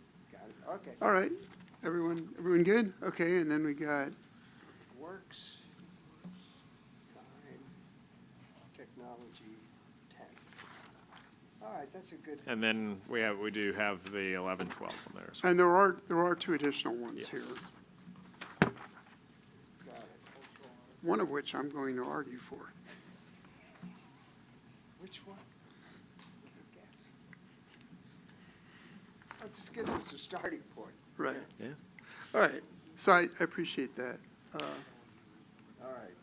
Now we can go Technology back. was. Yeah, so if we'll go back up to the top and, 10. Okay. So, Mr. Powers, was there anything more you wanted to add on no, this? just, we're happy to answer individual questions if you've gone through there. You know, traditionally, these first 3 are the areas that you all had the most agreement around. So if you want to start on those, we can, or whatever your pleasure is. Okay, well, I mean, I want to start just by saying homelessness has been a top priority. Again, these are all equal, they don't weigh more, but we have identified addressing this issue for several years now, and we are continuing to do that. That's all I wanted to say. Mr. Engler? No, thank you, Mr. Mayor. Yeah, I think we can go through these top 3 here and just start to weed through some of it. The homelessness, as you said, has been something that we've been concentrating on now and prioritizing for at least 5 or 6 years. I think the result has been what we heard about earlier with the quite a bit of progress in that field. So I don't think it's time for us to take our foot off the gas pedal on that. We're to a point now where we are really making some progress, so let's keep that going. The downtown project, it's one of the priorities that we need to have. We're working on our housing, which turned out to be number 4. The housing, the people, when we have people come into town and start to live, will need a sense of place that will be critical to keeping those people here and really creating the community for them. So I agree with the placement of our downtown project at a very high level. And then we can't do anything without a good, firm base in our economic realm. Our fiscal responsibility to all of our citizens has been a priority, and in my opinion, should continue to be one too. Mm-hmm. Thank you. Mr. Taylor? Thank you, Mayor. I would agree with what Mr. Engler said. Homelessness is going to take time to work out. Keeping that a focus of ours, I think, is important. There's some I want to highlight beyond this, but it'll make sense why. The downtown project, fiscal sustainability, economic development, housing production, implementing the general plan, these all go hand in hand with making wise and smart investments into our future. I really like that we're putting attention towards economic growth. I think that's very important for us. If everybody's making money, everything is good. And looking at the housing prices and where we're at right now, if we have a shot at keeping our kids here and even allowing Thousand Oaks to be an option for them, we got to make sure we're thriving. So I like the attention that we're putting. I really like these three. Thank you. Councilmember Gutierrez? I'd like to just echo the same sentiment around homelessness. I think it would also behoove us to keep working towards the Quality Inn Project Home Key kind of like closure for community and for those folks who are impacted and that were identified, and so that we can continue to have or work towards that missing piece in our services. So I really like the positioning of that priority. Fiscal sustainability, I think, also is being measured appropriately because we are in a fiscal year. And the downtown, I think I will echo what Councilmember Taylor mentioned. I really feel like a lot of these are intertwined and have a lot of intersectionality, especially as it relates to the downtown project, the general plan, and the economic development, and especially because it lives along our corridor and the boulevard here. One thing I want to highlight, just because I feel strongly about it, is cultural arts in the library. And I know that didn't quite make the top 10. And my reasoning there is that's a new merger, and similar to the the homelessness initiative, I don't know that it's an appropriate time to take up the gas on that front. So I just want to make that point. Thank you. Councilmember Adam? Thank you, Mayor. Oh, these three definitely should be in the top 10 without any question. Homelessness, as Ingrid said, we're right on the verge of opening our navigation center. We got a 2-year budget to figure out. We got some labor negotiations, so that makes total sense. And I'm very gratified to see the downtown project is moving up in the ranks. I've been through a number of these, and I don't know. It used to be number 10, and then it was number 8, and then it was number 4. Now it's number 2, which it should be, because this is a huge commitment by the city to revamp our downtown. Huge. And the public wants it. The city wants it. It's a major commitment on our part. There's a lot of moving parts to it. We got to look at how to fund it. We got to look at the area around the downtown and how to get them incorporated into it, all these different properties. So this definitely needs to be in the top 10, and I'm gratified to see it's moving up. Very good. I think there's consensus here that all three of the priorities that are listed here belong in any top 10 list. I would remind my friend and colleague that this isn't ranking. They all weigh the same. So no, but they're right. Whether there's a 2 or a 9 next to it really doesn't matter. If we were ranking them, I want to agree with Councilmember Taylor on the intertwined nature of so many of these. So it's hard to say where economic development leaves off and housing production begins. Certainly, there's a very tight interconnection between general plan implementation and housing production. Can't have one without the other, right? So several of these are tightly interlocked and possibly could even be combined. And that's something I want to encourage thinking about. We do need to get this down to 10 items total. I don't think there's any dissent here about these 3 particular items, that they would make it through our first cut. As we continue to go through the list of, it's currently 12, I want to make a somewhat unorthodox suggestion, not because I think it's unimportant, I think it's very important, but I would recommend we consider taking the IT, the technology investment item off of this list altogether. Again, it's very important that we do that. However, of all the items here, it is the least public-facing of the various endeavors that we're undertaking. Everything else here are things that the public sees and feels right away. Homelessness, if we were ranking, we're not, but if we were, I would agree it belongs at number 1 because we may be looking at an economic downturn, which means more at-risk people. Our IT systems definitely will improve our ability to serve the public, but that's something the public won't see on day 1. They will see it on year 2, year 5, year 10, for sure. But it doesn't necessarily merit inclusion in the same way these very public-facing items do. So, Mayor, if I can ask? Please. Only because we have a lot of individual ones to talk about. Yeah. Why don't we go through them or make a recommendation to go through them first before we eliminate an individual one? How do you feel about that? that's fine. Okay. I'm happy to have that discussion. I'm also mindful of the fact that we're starting with 12 and we need to get to 10. Right. My own point is being, let's get through 12 and then decide which ones Yeah, we're we potentially really should cutting. review them all and then talk about who's going to make the cut. All right. I So think- let's move on to our next, yeah.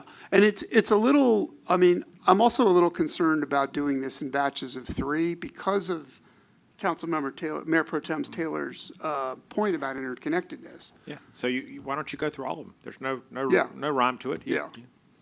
Yeah, so why not, I mean, maybe a better way to proceed would be for each of us to talk about our priorities, which ones we do think belong here. For example, I would point to a very tight connection between housing and the general plan implementation. Those are very intricately connected. Sure. Yeah. So anyway, why don't you kick things off, Mayor Pro Tem? Okay, you want me to start with just kind of my, Yeah. what I'm focusing on and kind of what I want to see. Okay, so I would say first for me, I like all of these. So I don't, as I say this, I just want to be clear that I'm not saying I like some and I'm getting rid of others. I just think I have a pretty clear vision on what I would like to accomplish this year. As far as homelessness goes and kind of housing, I've spoken about this many times. My little brother's been homeless for about 10 years. This is something that's really close to my family. Ran on this kind of topic. I want to continue putting focus towards this, finding a solution for this. So that I love that that's in the top 3, even though there's no order of stacking importance. The downtown project, I sit on the ad hoc committee for the downtown master plan.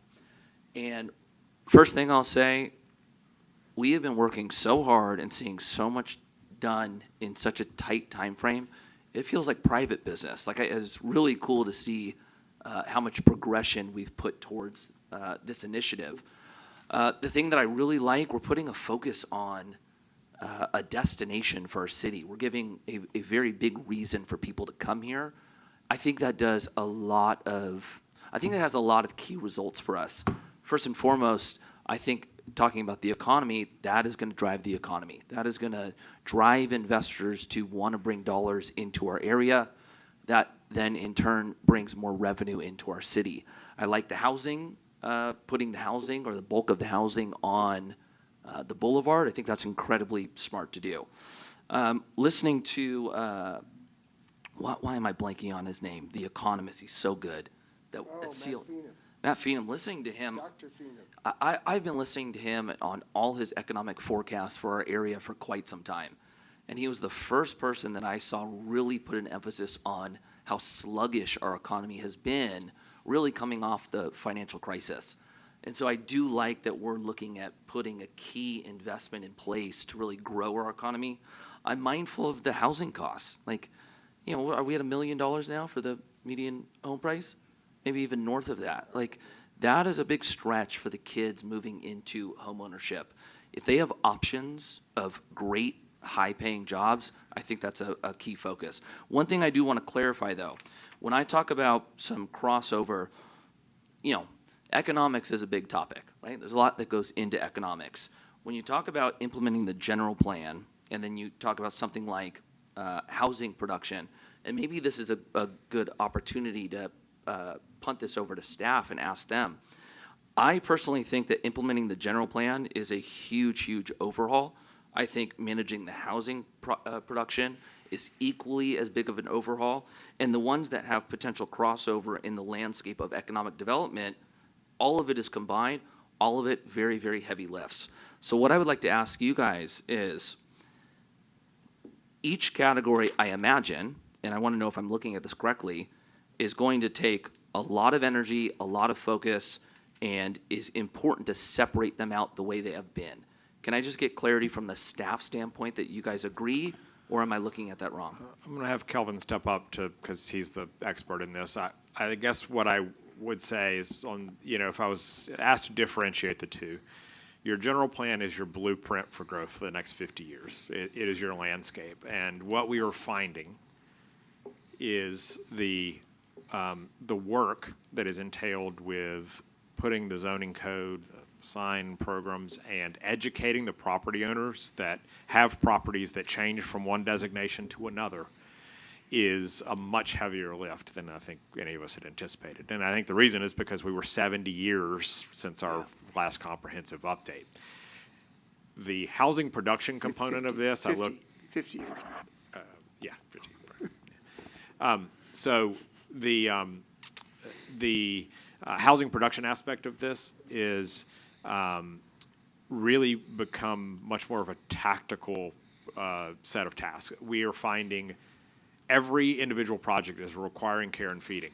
As you will see, is one of the language components that I developed in talking with one of you, I can't recall which one in the process of putting these together, is this idea of what's happening with the entitled projects. And we're finding that every one of them needs an additional level of attention and detail. We've been at that with Kmart over the course of the last week, the last several weeks, in trying to help their very unique set of needs to move that entitlement from just the theoretical or the approval from the council to acceptance of building permits. And so one of them, much longer horizon. The other one is actually trying to elicit the production that the council has granted, that it didn't used to require that level of attention, but with the market conditions being what it is today, it's requiring more of that. Kelvin?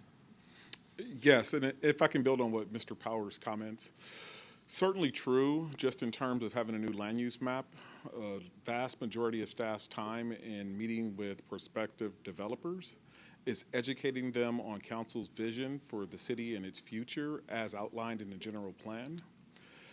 Trying to align those goals laid out by council with the development goals with the developer takes a significant amount of time. It's the merging of two ideas into a common vision. So as Mr. Powers noted, that's a heavy lift, particularly for a community that is changing sort of direction as it comes to housing production over the course of years. In terms of the individual items listed as potential priorities for council, they all individually stand on their own. The general plan implementation program is broad and it encompasses more than housing. It's actually encompasses various topics, including things such as the CAPs, where we received questions on. We had the fire chief answer questions in terms of conservation and how we deal with wildfire. Those are all things that have their own individual action items in that general plan implementation. So it's a much broader category and not necessarily one that can be lumped in any one particular thing. Right. Housing in and of itself, in terms of housing production, that, while it's part of the housing element in that implementation program, that has been a standing council priority for a number of years. And that's what we're seeing in terms of new investment that's coming forward in the community. And it's deserving of standing on its own as well. And I would say the same would stand for any of the other measures listed here. Okay, I appreciate that. It's just funny because we were talking about this when we first pulled up. Al Adams, I'm in real estate, build real estate for a living, and right when we approved the general plan, we were probably 6 months out, Al goes, "Hey, Mike, where's all the buildings? Where's all the builders? What's going on? We just gave them the whole, new map of the direction of the city." And so I understand that, and, when we work with cities, when they give us a very clear picture of where they're going, and, when they have focus and energy on, where we're potentially building, you get through so much faster. And that is one of the biggest pain points for developers in California. It takes so long to get anything through. So I agree with you. I'm glad that we're aligned on that one. So thank you. So basically, I could take the ones that I would view under economics, and I would want all of those in this, because I really, really want to focus on growing our economy, not just this year. I want this to really be an initiative of mine for the next few years. So I could take fiscal sustainability, downtown project, general master plan, housing production, economic development. Those would all be individual items that I think are very important to be on here. I would put those on the forefront of my goals. So, Mayor Pro Tem, I think I counted 5 of those economic areas. I would say those. I would say those. Downtown, housing production, economic development. Right. I would say and those would all fiscal. sit under the overall emphasis for me, which is really economy. Right, so that's Homelessness. 5. So you've got 5 more to play with. Yeah, so homelessness I would put in there. As far as, gosh, there's so many, I don't want to miss any. Got that one, got that one, got that one, got that one, excuse me. Housing production. Okay. So, public safety, community-based emergency preparedness, and I'm wildfire mitigation. sorry, I counted wrong. I didn't include general plan as a separate item, so that's 6. So there's 4 more. Okay, so as far as, well, I'll get that one at the end. As far as public safety, community-based emergency, not only is this one relevant to us with everything that happened in January, but one thing that I really enjoy about where we live is really the quality of life. And you start having a bad quality of life when you're scared to be somewhere. And that's something that I've never felt here. And it's the last thing I want our community to feel. So I think that one, that one I kind of always want front and center. So I would keep public safety in that group. And then I would go for the public works infrastructure investments. I think I would actually lump that into my first outlook of economics, because you Okay. need the city investment to be able to keep up with where the private market's going. Environmental sustainability. I think this one's important as well. I mean, I want to be a steward of where I live, and I think making sure that we're keeping our earth in good shape, I think, is important. For me, I have a different view than you on technology investments. For me, tech is really important, especially for the time we're in, as we start looking at AI. And actually, Mr. Engler and myself were at a Cal Cities event about a year ago in Sacramento. And one of the big things they were talking about is how AI is being used by cities. And as the speaker said this, you could see the panic in the room. Everyone's like, what are you talking about?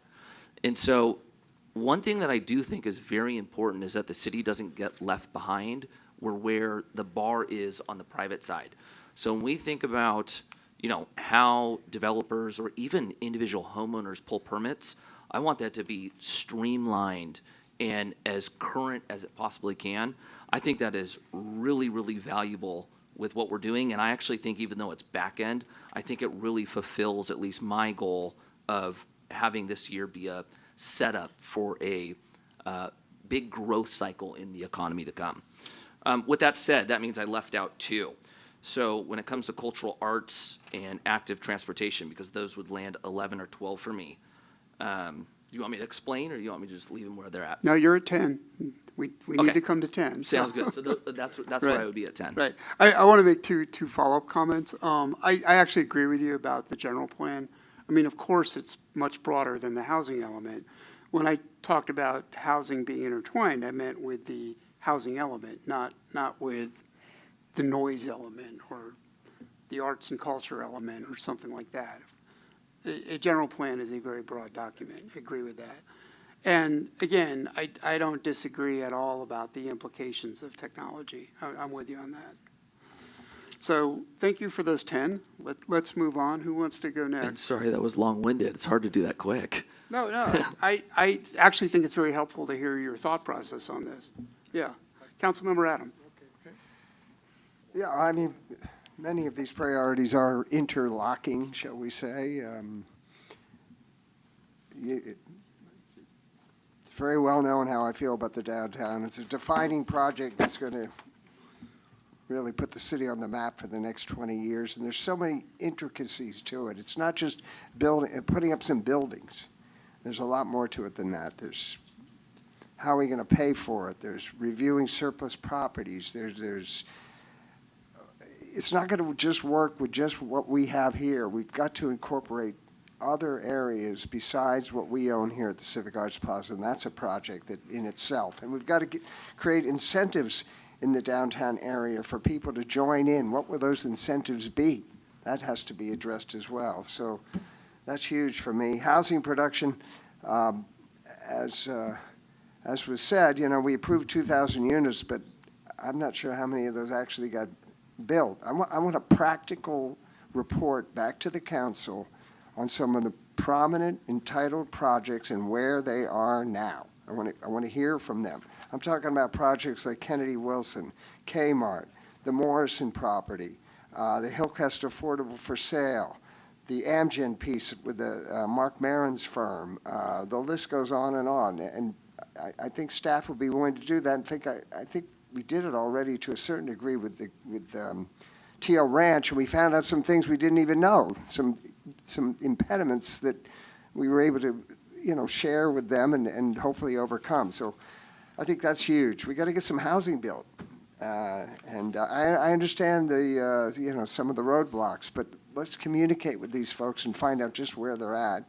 Economic development, Hader said it all. Our biotech hub is starting to move from Rancho Conejo now over to what would this be? The eastern side of the city as well, which is great. I mean, we need to keep that up. A strong economy is everything. You know, whether it comes to the auto mall, I just went to the ribbon cutting for the brand new Nissan building over there. It's incredible. I mean, the auto mall means so much to the city, so economic development is extremely important. Public safety, top priority as always. So yeah, I think we could fold the active transportation plan into the public works infrastructure investment. I think that fits there. And as far as cultural arts in the library, that was a priority last year, but we have since then formed the Cultural and Community Services Department, which Jonathan is running fantastically. I think we're okay there. We're on the ups trend. We have more shows that we're producing. We've really got that moving well. I think we could just let Jonathan continue with that, and those would be the two that I think we could fold. Well, we could. Cultural arts, I think, is doing well on its own. I think we could fold the active transportation plan into the public works infrastructure portion, and that would be 10. And technology, I think it's hugely important, and I think it is customer facing. I mean, we just revamped our entire website, which is that's what the public sees. I want to stay as, you know, as current as possible, and the fact that we're going to form a whole new technology department now, that's big. I think that definitely should be a priority. Okay, so can you quickly review the 10 that you would include? And I understand you're combining two, but if you could run through I would include which fiscal 10? sustainability, homeless, downtown, general plan, technology, housing, economic development, environment, public works, public safety. Fold the active transportation plan into the public works portion, And we'll let the Cultural Arts and Library work on their own this year. Okay, so you're cutting that item 9. What is? I think we succeeded a lot in what we Right. wanted None to of do. this is, none of this we're saying is unimportant. No, of course Right, not. Right. But you are combining what is currently listed as 10 and 12, cutting number 9 and leaving the others be. Is that, do I Correct. understand correctly? Yes. Great, thank you. Don't like to use the word cutting, Jonathan. But certainly not doing that. You're doing a marvelous job.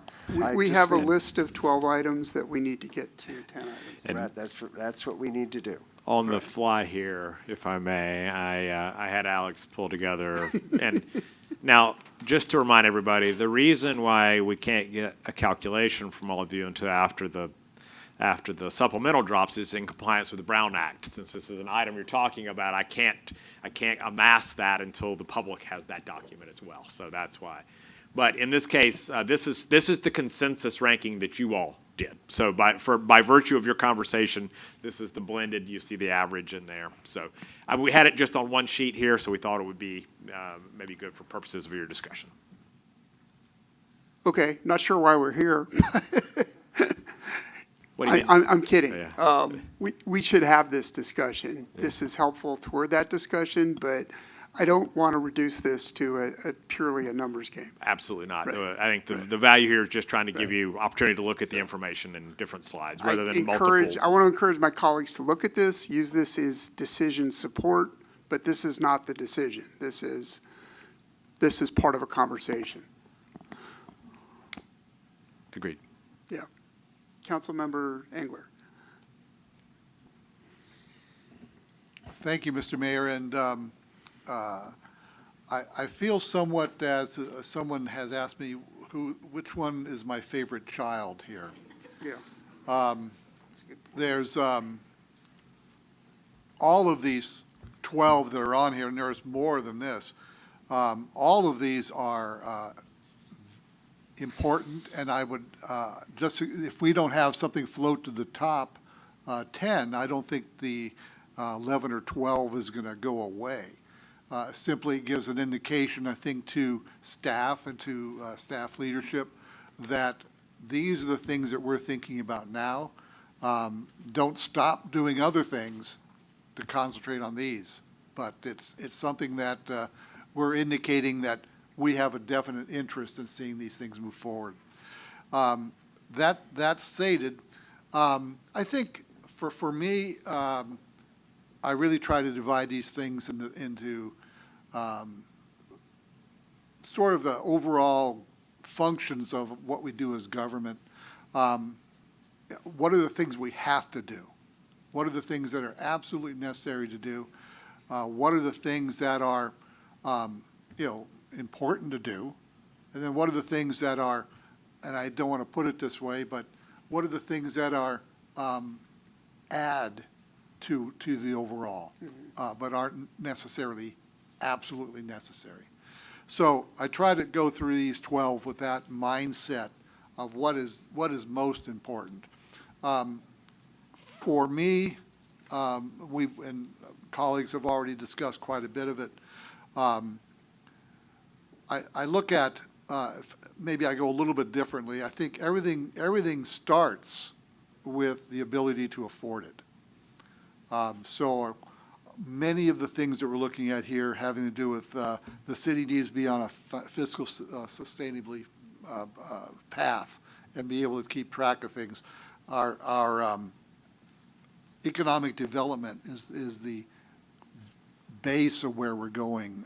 If we didn't have good economic development, people with new jobs, new industries coming to town, we would not be able to afford some of the things that we need to do. On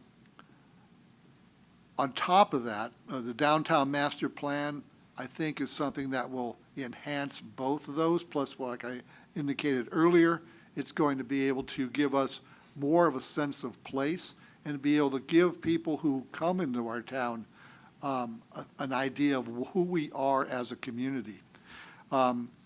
Implementing the general plan is something, the general plan is more than housing, although this talks a lot about housing.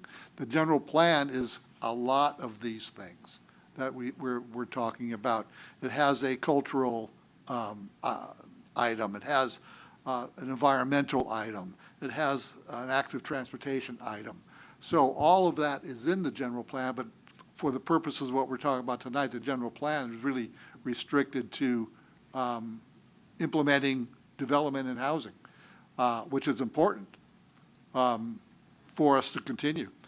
Then I look at what really keeps people here. Councilmember Taylor mentioned that if you didn't feel safe, you wouldn't be here.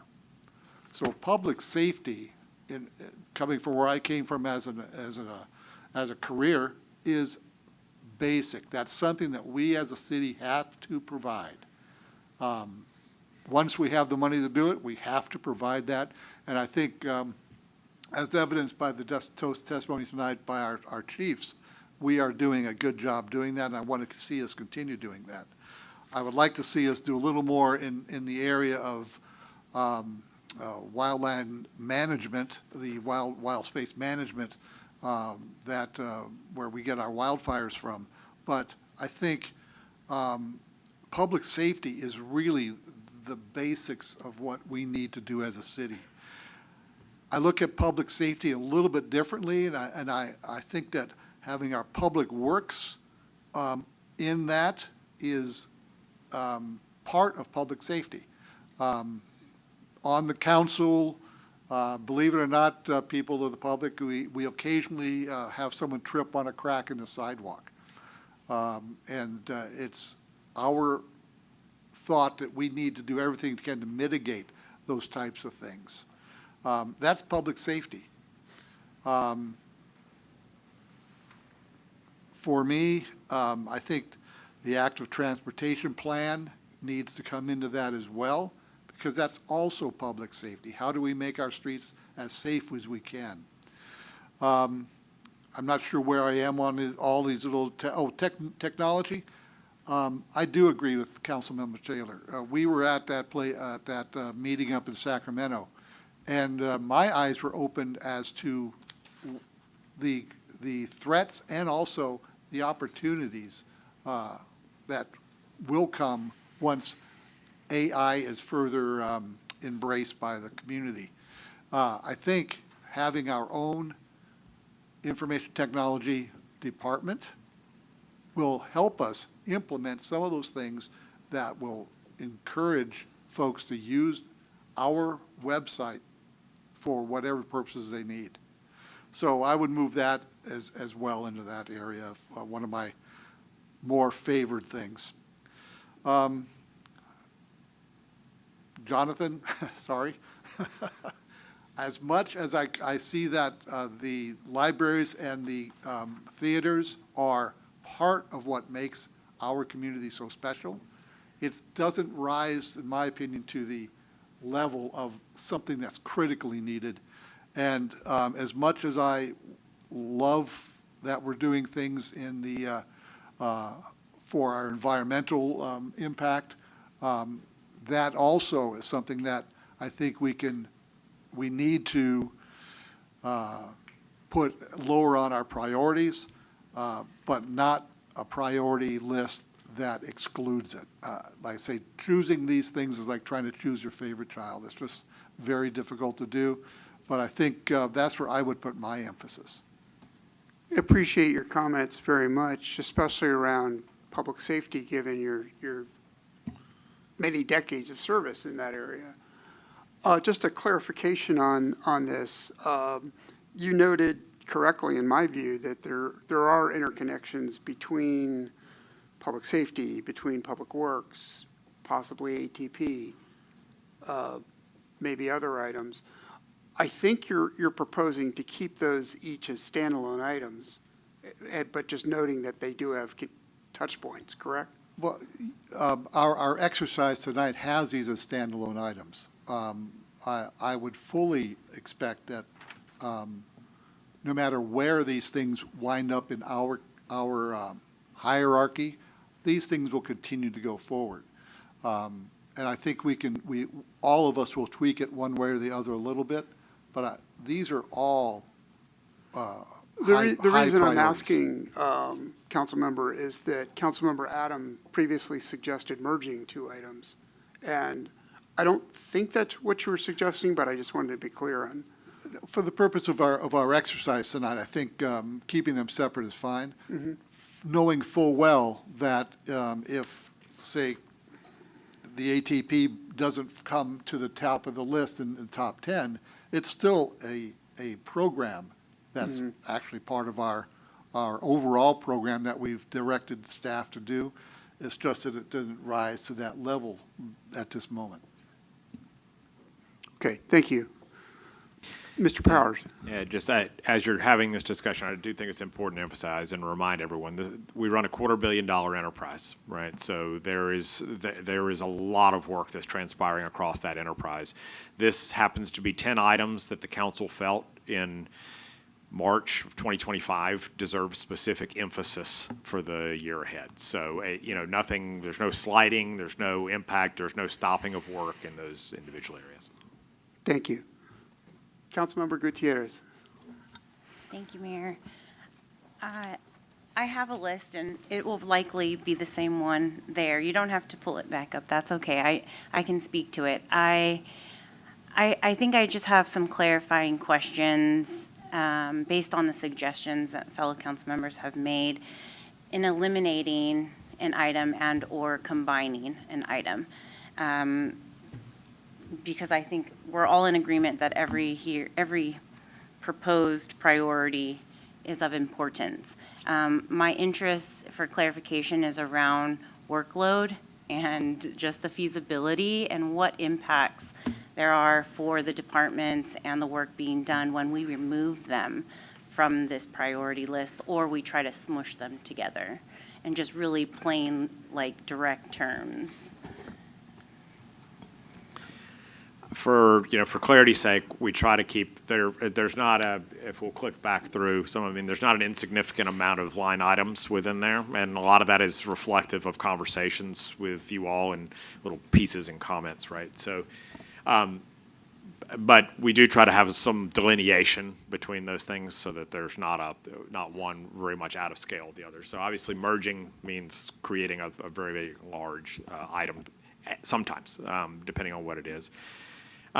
This is really the council's exercise to ensure that these are the areas that you want specific emphasis paid to in this area. And it's an exercise when we're looking at staffing alignments and we're looking at prioritization of items over the course of the year. We do pay additional attention to these items. This is a regular topic of discussion at our executive team meeting. How are we tracking to progress on these 10 items? So this is an exercise that these are the 10, these are the areas, and so it is a living document throughout the year. How does this align up with our work plans as we're doing our staff reviews, as we're putting out our plans and our agenda forecast for the year ahead? So I hope that helps. Okay, so would it be safe to say, because I've heard it again, and I'm in my learning curve here, so just bear with me, that these items, while they may or may not live in our top 10, will still get done? Yeah, there will still be attention paid to those items. Yeah. Okay. I don't know if that makes it easier for anyone else, but it makes it harder for me. There's still going to be work done in those areas. But it's about the level of emphasis the council's providing to it. Okay, wonderful. I think for just to contribute to this exercise, I'll Please. list out. Please do. So I started with fiscal sustainability. We're in a budget year, and I think that the priority needs to live within where we are with that. Homelessness, again, for the points I made earlier, this is a very personal priority for me and lived experience, but also I think has been a great conversation amongst our community and has impacted our unhoused community in regards to the Quality Inn Home Key project. So I would love to see us continue to pursue a solution or some way to revamp and just create closure, whatever that might look like. in the future year. I listed 3 as housing production. I believe the best way to address homelessness is prevention. And I think this is a conversation I had with Drew and probably others, just other staff members, of the boulevard being slated with so many entitled projects and them not coming to fruition, and where do we as a city have the ability to nudge or to encourage or to collaborate in ways to just get that to come to pass. So I like this being separated out. I probably won't be one to encourage the clumping or merging of priorities. It's just a preference. And then number 4, I have the downtown project. This is similar to Councilmember Engler. I went through these and took the mindset of like, how do we encourage our folks to stay here? And growing up in Thousand Oaks, this would have been a huge draw, and I hope that I get to enjoy it with my son and family in the future. So I think it's a good, just a good component that feeds into all of these other points, like the general plan and the economic development, and just quality of life that Thousand Oaks is, that we enjoy. Okay, number 5. So number 5 is the comprehensive general plan implementation. I think this is just to the point. I think, I can't remember if it wasn't Cliff. I'm sorry. But the partnership and the work that it takes in working with developers and building that unified vision between a developer and the city. So I agree that needs to be there as well. And then 6, economic development. Again, these are all similar, but I like them having their own push and emphasis. And number 7, technology investments. I'm of the mindset that this directly impacts our customers and community. I also feel strongly about the hiring components of both number 5 and number 7. So I feel strongly about those being in the top 10 and being their own items. Number 8 was environmental sustainability. I struggled with this one just because I thought I would feel really strongly about public safety because I talk so much about the wildfire mitigation and house hardening. And I didn't realize it until you showed out on the grid there that it didn't make my top 10. But just for continuity, I'll stick to the list I provided. So that was environmental sustainability at 8. And then 9, because I do feel very strongly about our connectiveness to community and providing, not only spaces and places for our community to gather and be connected, but also the programming and the opportunities and accessibility of those opportunities. Yes, I feel strongly, Jonathan, about the cultural arts and library. Okay. And then number 10 was public works infrastructure. And this is an area that I'm learning a lot about as my onboarding continues as a new council member. And I'm always encouraged by the conversation around these points and how much they support, again, the quality of life and safety that we're used to experiencing.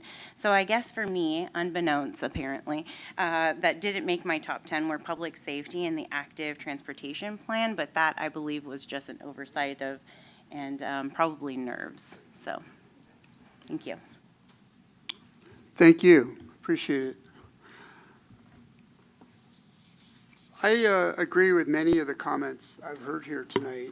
I'll go through my list first and then make a few comments about where we're at in terms of consensus. I too would place homelessness at the top of my list. One, because it's been an ongoing commitment. Two, because I'm concerned we may be seeing the early signs of an economic downturn, which would put more of our residents at risk of becoming homeless. So we need to be prepared for that. I think we have a legal obligation in some sense to provide or to address homelessness.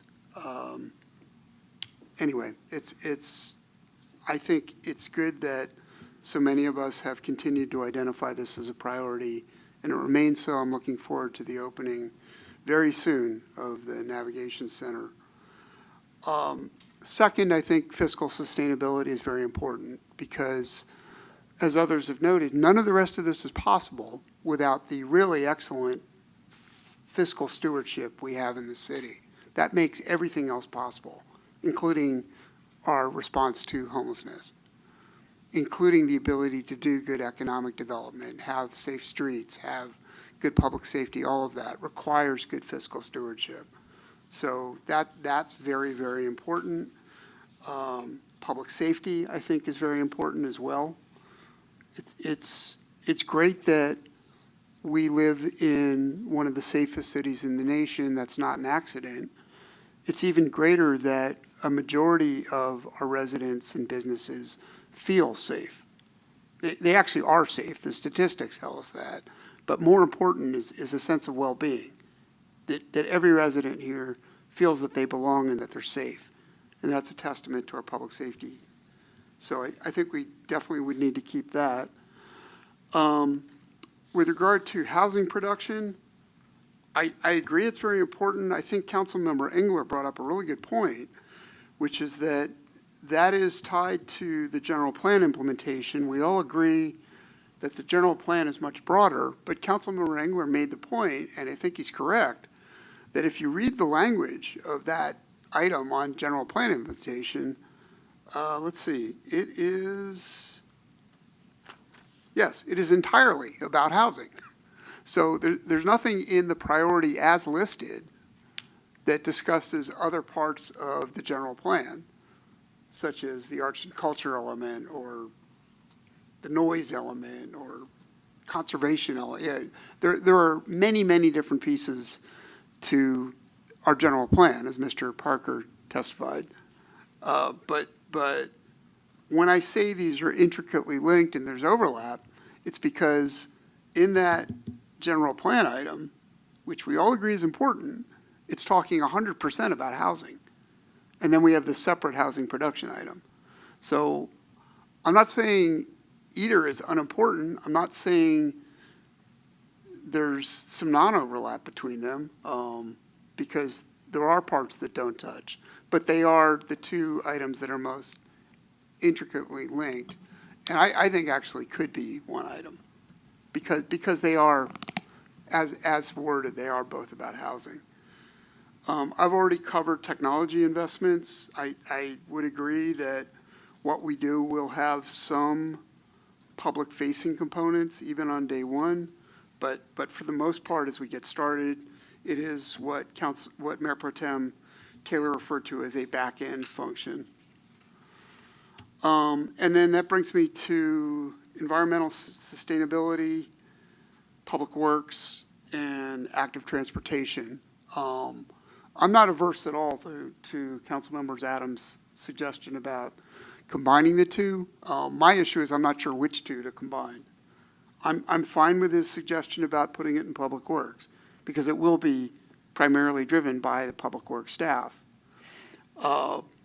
It also fits within environmental sustainability, which actually calls out the ATP in so many words. That item says, hey, ATP is part of this.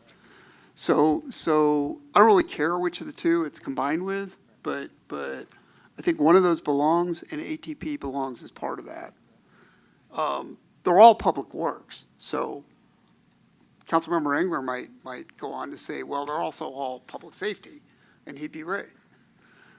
So what I'm saying is, in a roundabout way, is I'm fine with folding ATP into something else, but I want to make a point around all this sustainability stuff. We take sustainability very seriously here. We voted 5-0 last year to adopt the CAP. We've been a leader in sustainability, and that will continue. We've got a whole bunch of deliverables in the CAP, and this ATP is part of that.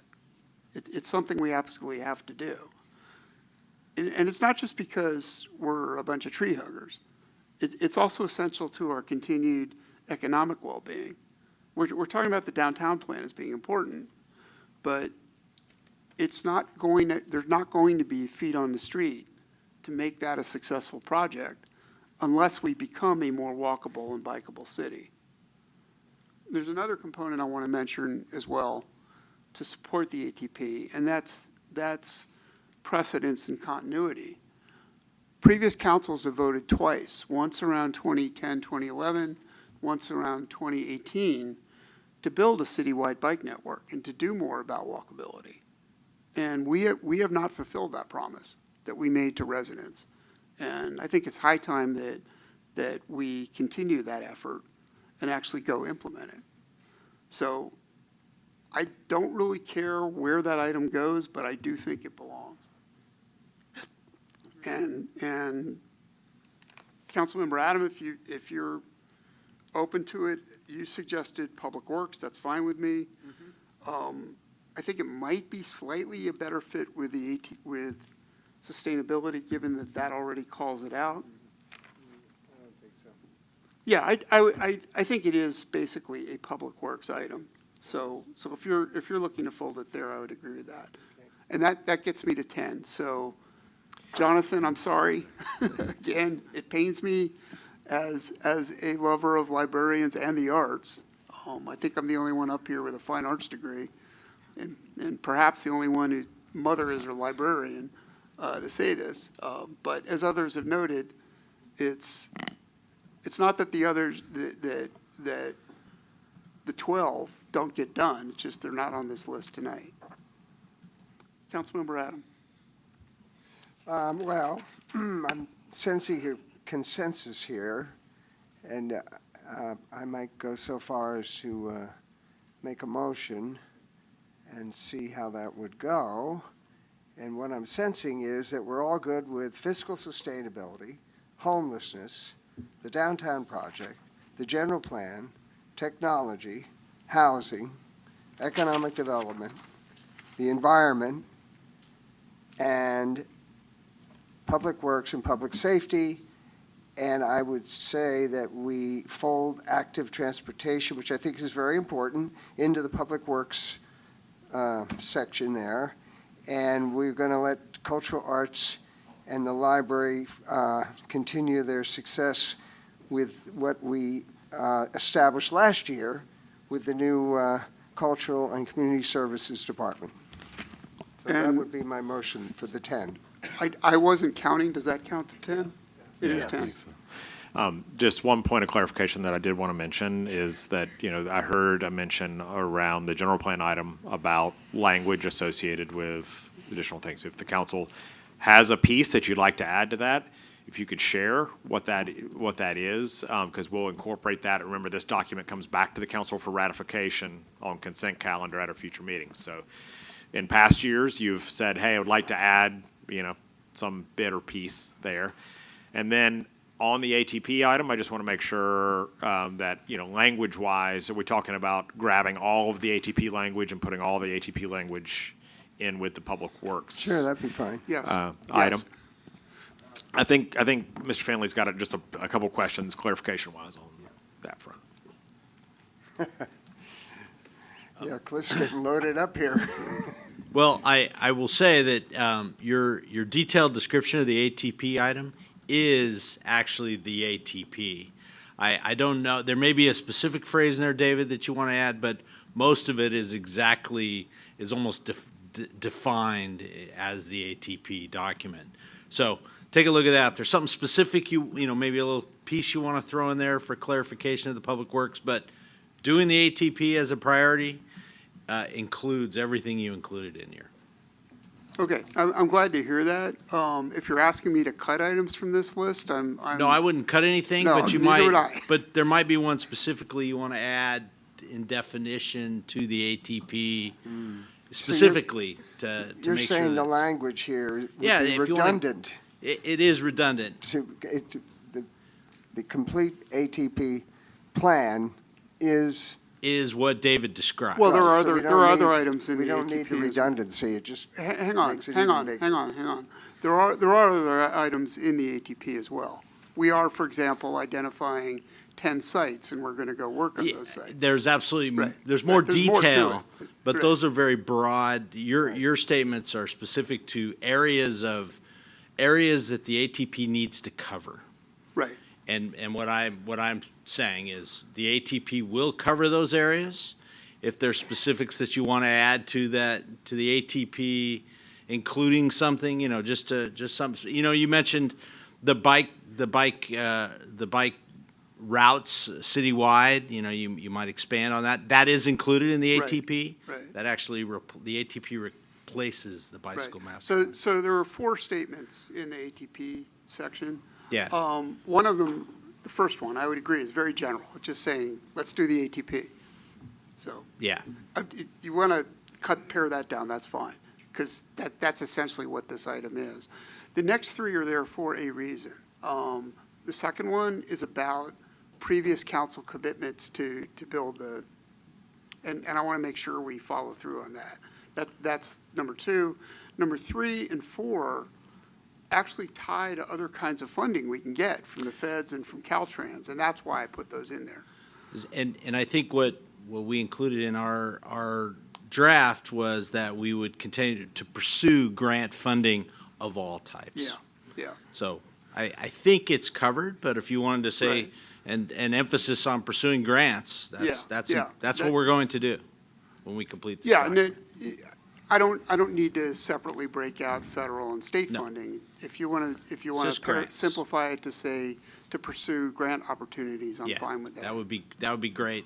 Okay, And that well- was our intent. Right. Well, I made the motion, so you're asking what?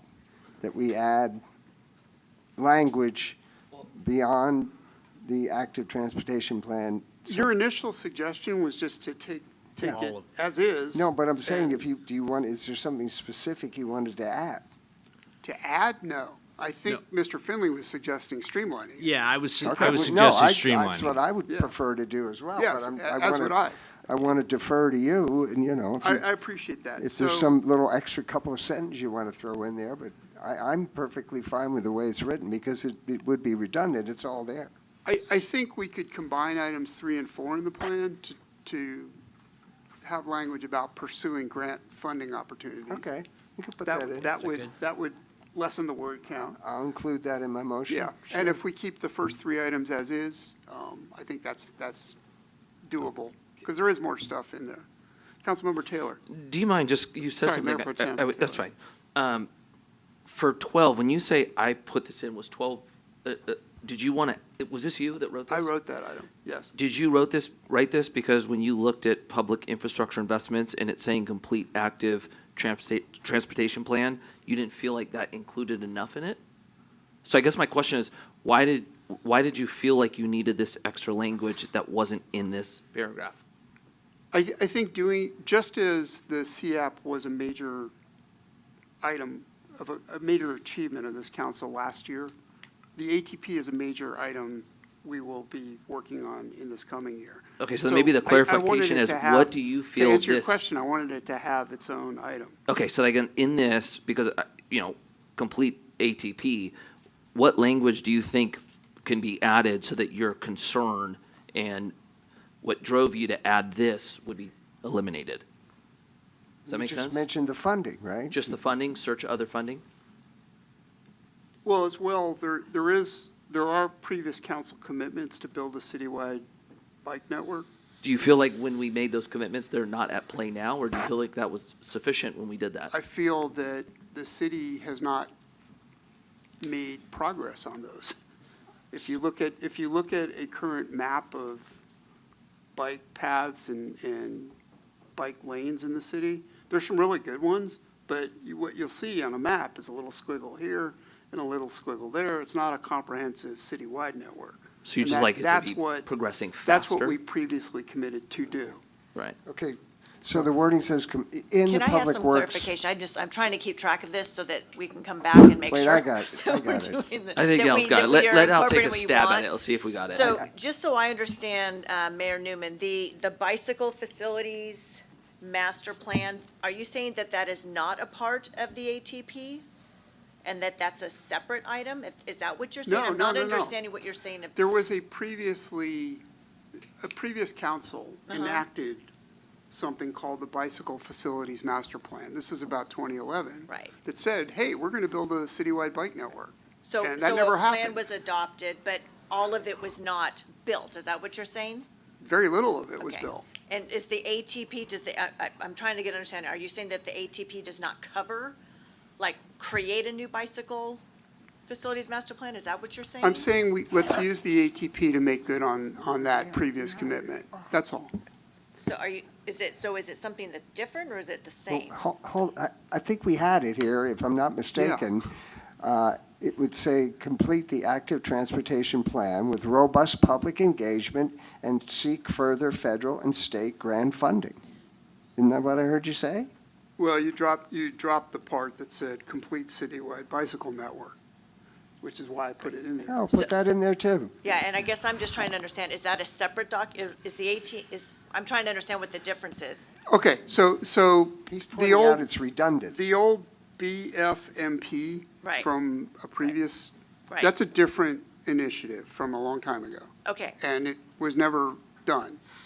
And I'm saying there was a council promise to the residents to do that. And we're not talking about that plan anymore. We're now doing the ATP. But I'm saying as part of the ATP, let's do that citywide bike network that the council twice has previously agreed to do. That's all. Okay, so Here's complete my, active transportation plan with robust public engagement and Funding opportunities and a citywide bike network. my only concern, I just want to make sure, and maybe it's just a language thing, is we're obviously not going to be able to complete a bike network in a year.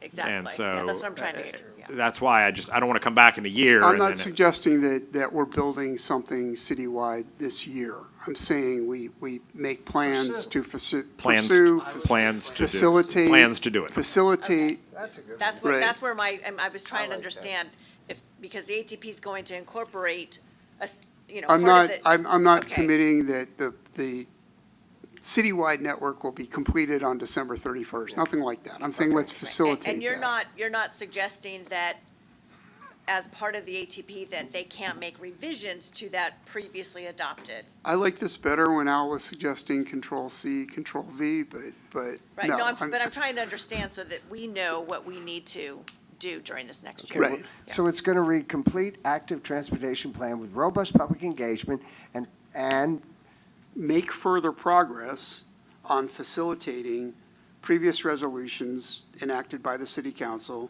to complete a citywide bicycle network. that was longer than the last time. That's what, The first one was, I thought you wanted to do the funding and continue to pursue. those are different items. Oh. Okay, so there are other, like if you do something close to schools, there are specific grants Okay, for. we're trying to get, we know we have the active transportation plan. As Mr. Finley said, we don't want to be redundant, so I'm trying to I want to go to Mr. Finley at this point. defer to you so you can add something that you think isn't in there, but you think is important to add. I'd like to hear from the implementer, Mr. Finley. Yes. Okay. So just to be clear, this is the active transportation plan is a planning document that will identify projects. Yes. What will be included in that plan is bike routes throughout the city that are needed to connect. Basically, what that master plan did, this is a next generation. It will be included in the plan. So when you write that language, complete the active transportation plan, including citywide bike route consideration or extension, so that it's just mentioned as being, it's already there, bike and ped improvement projects are being identified, but But if you want to specifically call it out, Yeah. then just Yeah. make sure the plan includes I that. do want to call out Let's keep the it simple. the word Yeah. citywide bicycle network because two councils previously have committed to that. Yeah. So it would Then be. how about complete active transportation plan with robust public engagement and pursue a citywide? Include. The Right. document, the plan needs to This include. is an important point because there Yeah. are other parts of it as well. It, Yeah. it just needs to including the citywide bike Right. Network. network. Is that good? Including a citywide bike network? Right. Yeah. And then what about the grants piece? That was and pursue, that I thought was included in, that's not Yeah, included in there. pursuing grants and a citywide bike network. Yeah. Yeah. There So you go. can we read that back, please? One more time. All I was focusing on was the bicycle. I It's- was trying to get clarification. So again, it's including city, basically. So it's right there, complete active You want me to weigh transportation in? plan with robust public engagement. And really, it should be Including. before the engagement, because it's complete active transportation plan with, including bicycle Citywide bike network and. and exploration, with and road- state grant and funding. exploration of funding opportunities. There it is. Yeah. Voila. Now that you guys have worked it all out, can we, other amend people my speak to motion. it? Mr. Engler. Yeah, we already have had robust, input from, when we passed the transportation plan last year. So you're wanting more robust, to implement the plan now, or I'm kind of confused as to what you're looking for. And plus, I just want everybody to know, the council back in 2010-12, yeah, to put together a bike plan and everything. It's been 12 years now, 13 years. It's almost entirely been dependent on grant funding, not a lack of desire to do so, but these are expensive things to put in. So I want everyone to have the knowledge and not to have the expectation, as was mentioned, that this is going to be something that is coming forthwith. This is a lot of grant funding that's coming for these types of things. That's why And we're not to, using not to word. be political, but I don't think those grant fundings are coming in the next couple of years. Well, that's why we're using the word pursue, we're not. Right. We're not, Keeping it I just- we're not open-ended. saying that this is going to be funded and built by next December. Right, And but what- Councilmember Engler, there actually were two votes. There was There was this what, this there- earlier one in 2010, 2011. Then there was another, there was an early, there was a There was- ATP version one. Right. That, so there were both votes. I don't know that we did approve a transportation plan last year. We approved the ATP early this year. well, within the year. Yeah, yeah. But, and we did have quite a bit of input on it. So I guess my question really is, when you say make further progress on previous bicycle facility master plan, I think Mr. Finley indicated that that is already in the plan. It just seems redundant, some of the things you're asking for. And I was a supporter of moving this into the top 10, but I think I wouldn't overplay it to have all these underlining of things we've already done. Well, I was fine with your idea of leaving it as is, of not cutting the language I had. Well, I wrote the language. so I know. I'm fine with leaving that. And Well, the language, we're wordsmithing up here now, but the language is really not the point. I think the idea is that we need to have this as a priority. Right. But fully knowing that this is grant-funded project, that is going to be very difficult to do otherwise. So resources, as always, are finite, and a lot of what we do is a question of how do we allocate, how do we move forward with the limited resources we all have to work with. And at a high level, this is what we're doing here. This is a priorities. And And I'm suggesting that ATP should be a priority for this council. And we've already discussed which things we think should and should not be priorities tonight. I'm suggesting, I think Councilmember Adam has a motion on the floor. I do. That keeps this as a priority.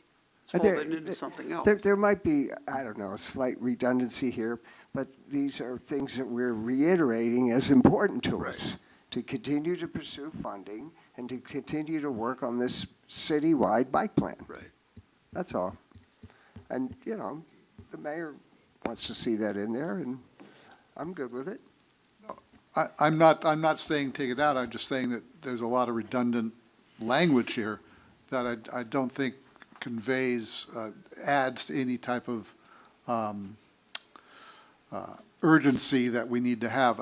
It's just, I mean, the language is what it is, but I don't want it to give any illusions to the general public that this is something that's coming next year, that because we need the grant funding to make any of this happen. We got grant funding a couple of years ago for the Lynn Road project. We run into some snags with coordination with other agencies to make that happen. So these are long-term projects, and the language, as you guys have discussed, was, I think, overemphasizing the immediacy of what was going to happen. Well, as we said at the outset, these are 1 year. That's how priorities differ from goals. And this is a priority. This is something that, I don't think the Public Works item as written, without Councilmember Adams' suggestion about what we fold in, I don't think it provides color in terms of what ATP's, where we're going with ATP. And that, in my judgment, should be a priority. Mr. Powers. I was just going to say, just a moment of levity for everybody here that, you know, the good news is we do have the Lynn Road Bike Lanes project will be coming to you later this spring, $9 million over 5 miles, sidewalks and bike lanes. So, you know, we do have projects that are continuing to move through the pipeline. They take time. It's largely grant funded in this case. So just, you know, as you're thinking about this, we do have items set to go forward. And to Councilmember Engler's point, which I fully agree with, those grants were awarded some years ago, correct? So, yeah, I fully agree. This all takes time, but it begins with a priority. It begins with saying, we're going to get this done. Mayor Pro Tem Taylor. So, just really quick, I tend to agree with Bob. I don't need the extra language, but I know you want it in there and it makes you feel comfortable. We have a motion on the floor. Why don't we call the vote? I feel like we've got it all out there. Right. I was fine with the language as it is. I appreciate my colleagues' suggestion to fold it in, to streamline it. I'm just glad it's there. Are there any other comments before we vote? Okay.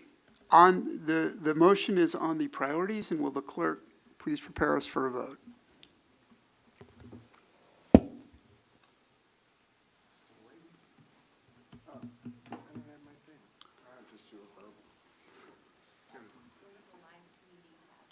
Are you on the live? Yeah, he is.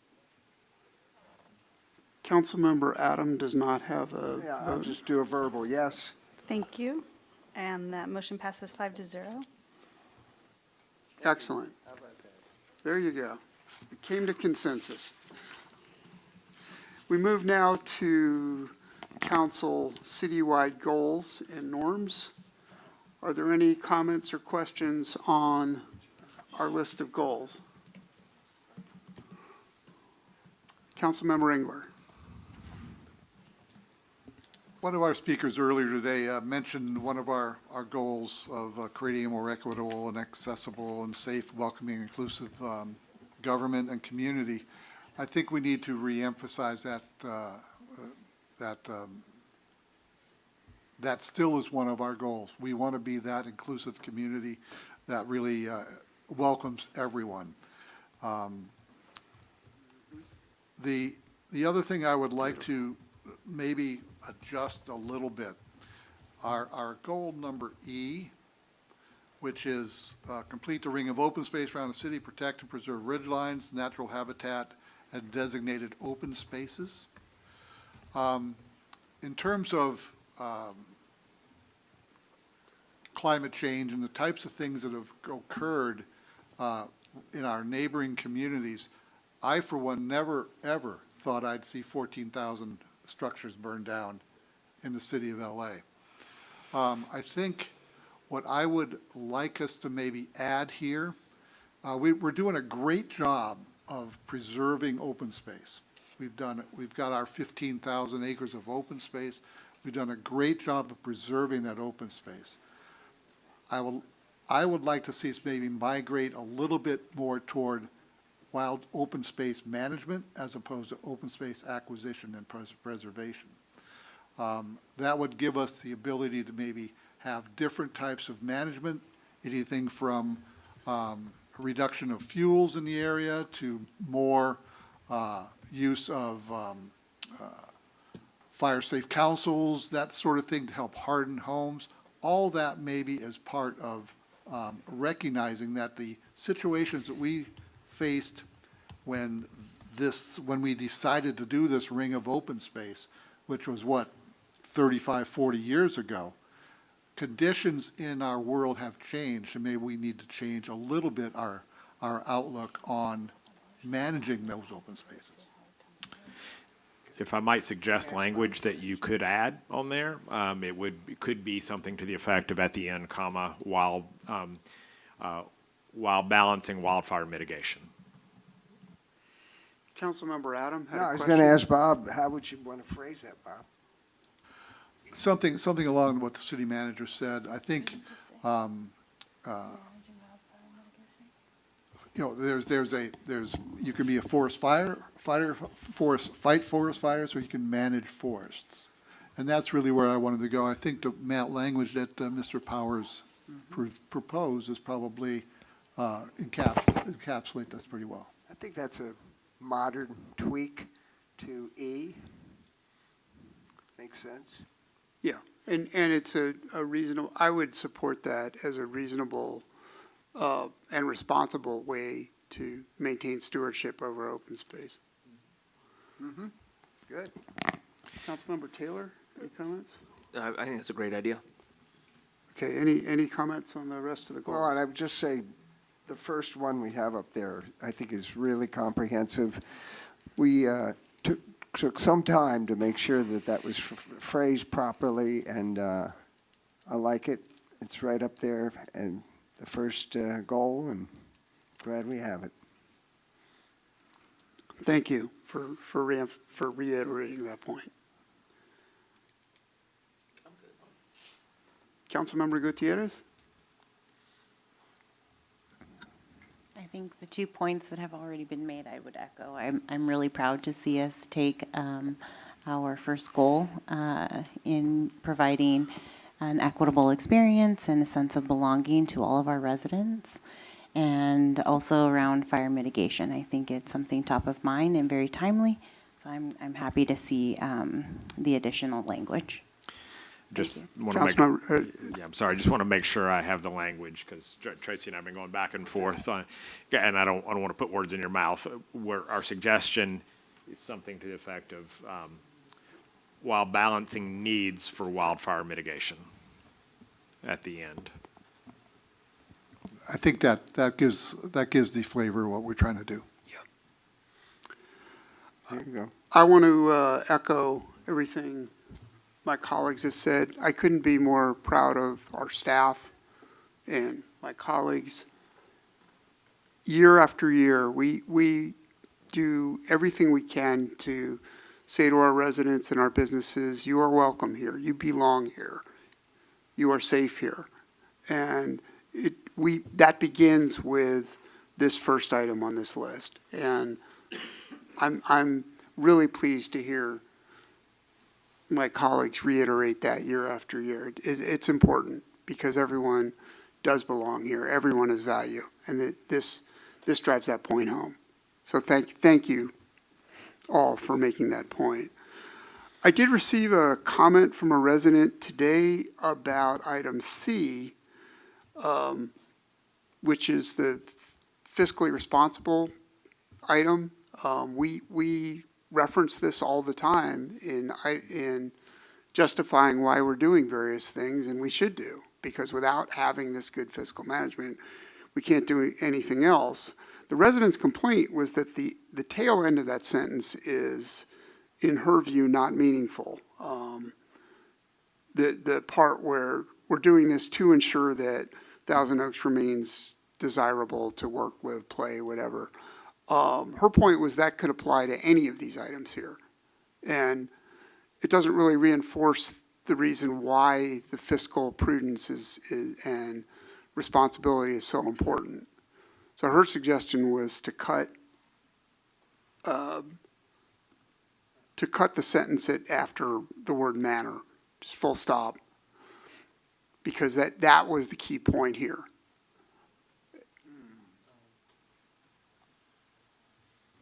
I would say, just from my viewpoint, and I've jumped in before getting permission. Sorry, Mr. Mayor. No, go ahead. I'll go after you. No, I think that's, as we've spoken earlier today, fiscally sound management of our community allows for these other things. Right. And I think they're not only, they're connected, and the second half is dependent on the first half.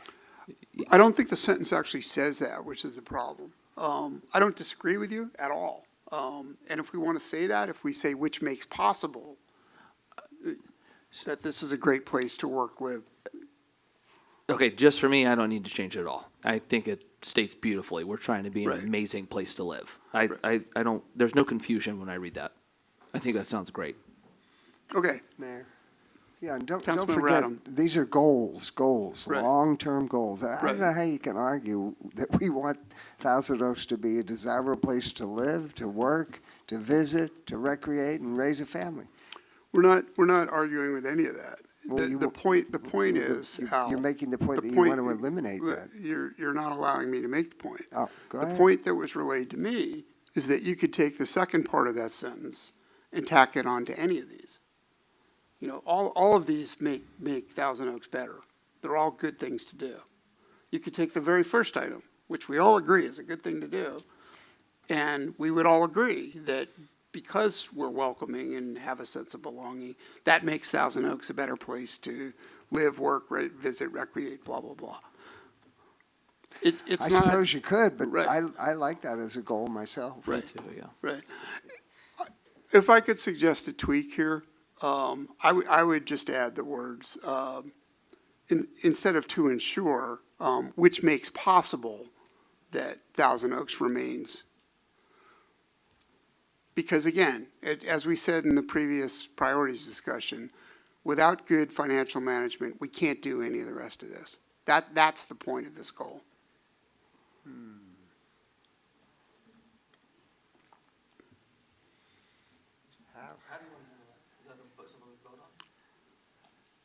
Sure. Well, we should vote on that separately then. Okay. I'm sensing that you do not support that change. I do not. Okay. And I think Councilmember Taylor, or Mayor Pro Tem Taylor would not as I'm well. good with how it's written. I'm fine with it. Okay. Well, then I'm not going to ask you, Councilmember Gutierrez, because there's already a majority against making a change. I agree that You took a straw poll.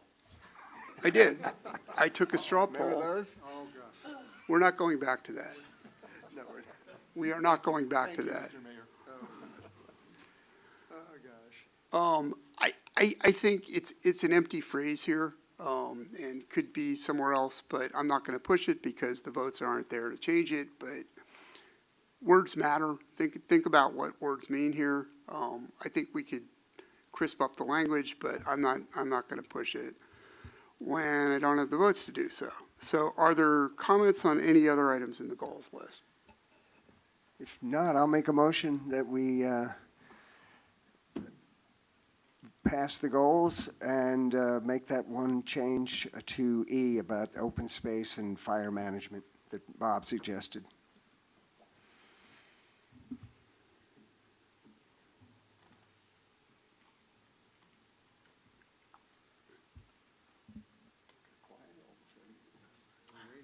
We're waiting. Oh, we need to vote. Yeah. Why am I getting the vote thing? Are you on the right screen? You keep interrupting me. I'll do a verbal. Yes. I'm not getting the voting thing on my iPad here, so. That motion passes 5-0. We'll look at your iPad. Thank you. The final item for the evening is the passage of norms. We are a collegial bunch. We work well together. We agree on items. We disagree on items, but we work well together regardless. And this is because we don't really have to say these things. We follow these without really talking about them, but I'm glad they're written down. I'm glad that I, for one, cherish our time after each meeting where we acknowledge each other. I enjoy spending time with all my colleagues. I enjoy that even when we disagree on items, which we sometimes do, we keep it civil, and we are very respectful of one another, and that's because we believe in norms here. And I don't have any changes to suggest here. Yeah, I think these are fine as is, but any other comments? Seeing head shaking. So I'm going to move that we. No, I totally agree. Each one of us brings a viewpoint, a set of values, and I think all five of us respect that and are interested in hearing from each other, and that goes for being on or off the dais. So I'm good with our norms. Well said. This is the basis of our civility that we show each other, and that we hope comes to us from our citizens. These norms are a product of a different time when it wasn't quite that way. And since we've adopted these norms, it has been a notable difference in our way of approaching business. So I can't think of anything else to add to that. I wouldn't take anything away from it. It encourages us to treat each other in a way that progresses our city and our relationships. Again, well said. Are there any other comments on the norms? So there's a motion on the floor. Let's go ahead and vote. Yes. Thank you, Councilmember Adam, and that motion passes 5-0. Very good. Well, thank you all for going through this annual exercise. Mr. City Manager, are there any comments about upcoming meetings? We'll be back together next week, the 25th. Two primary items will be our study session on user fees and our 2024 general plan housing element and annual progress report. Again, thank you all, and we are adjourned to our next regular meeting on March 25th, 2025. Good evening, Thousand Oaks.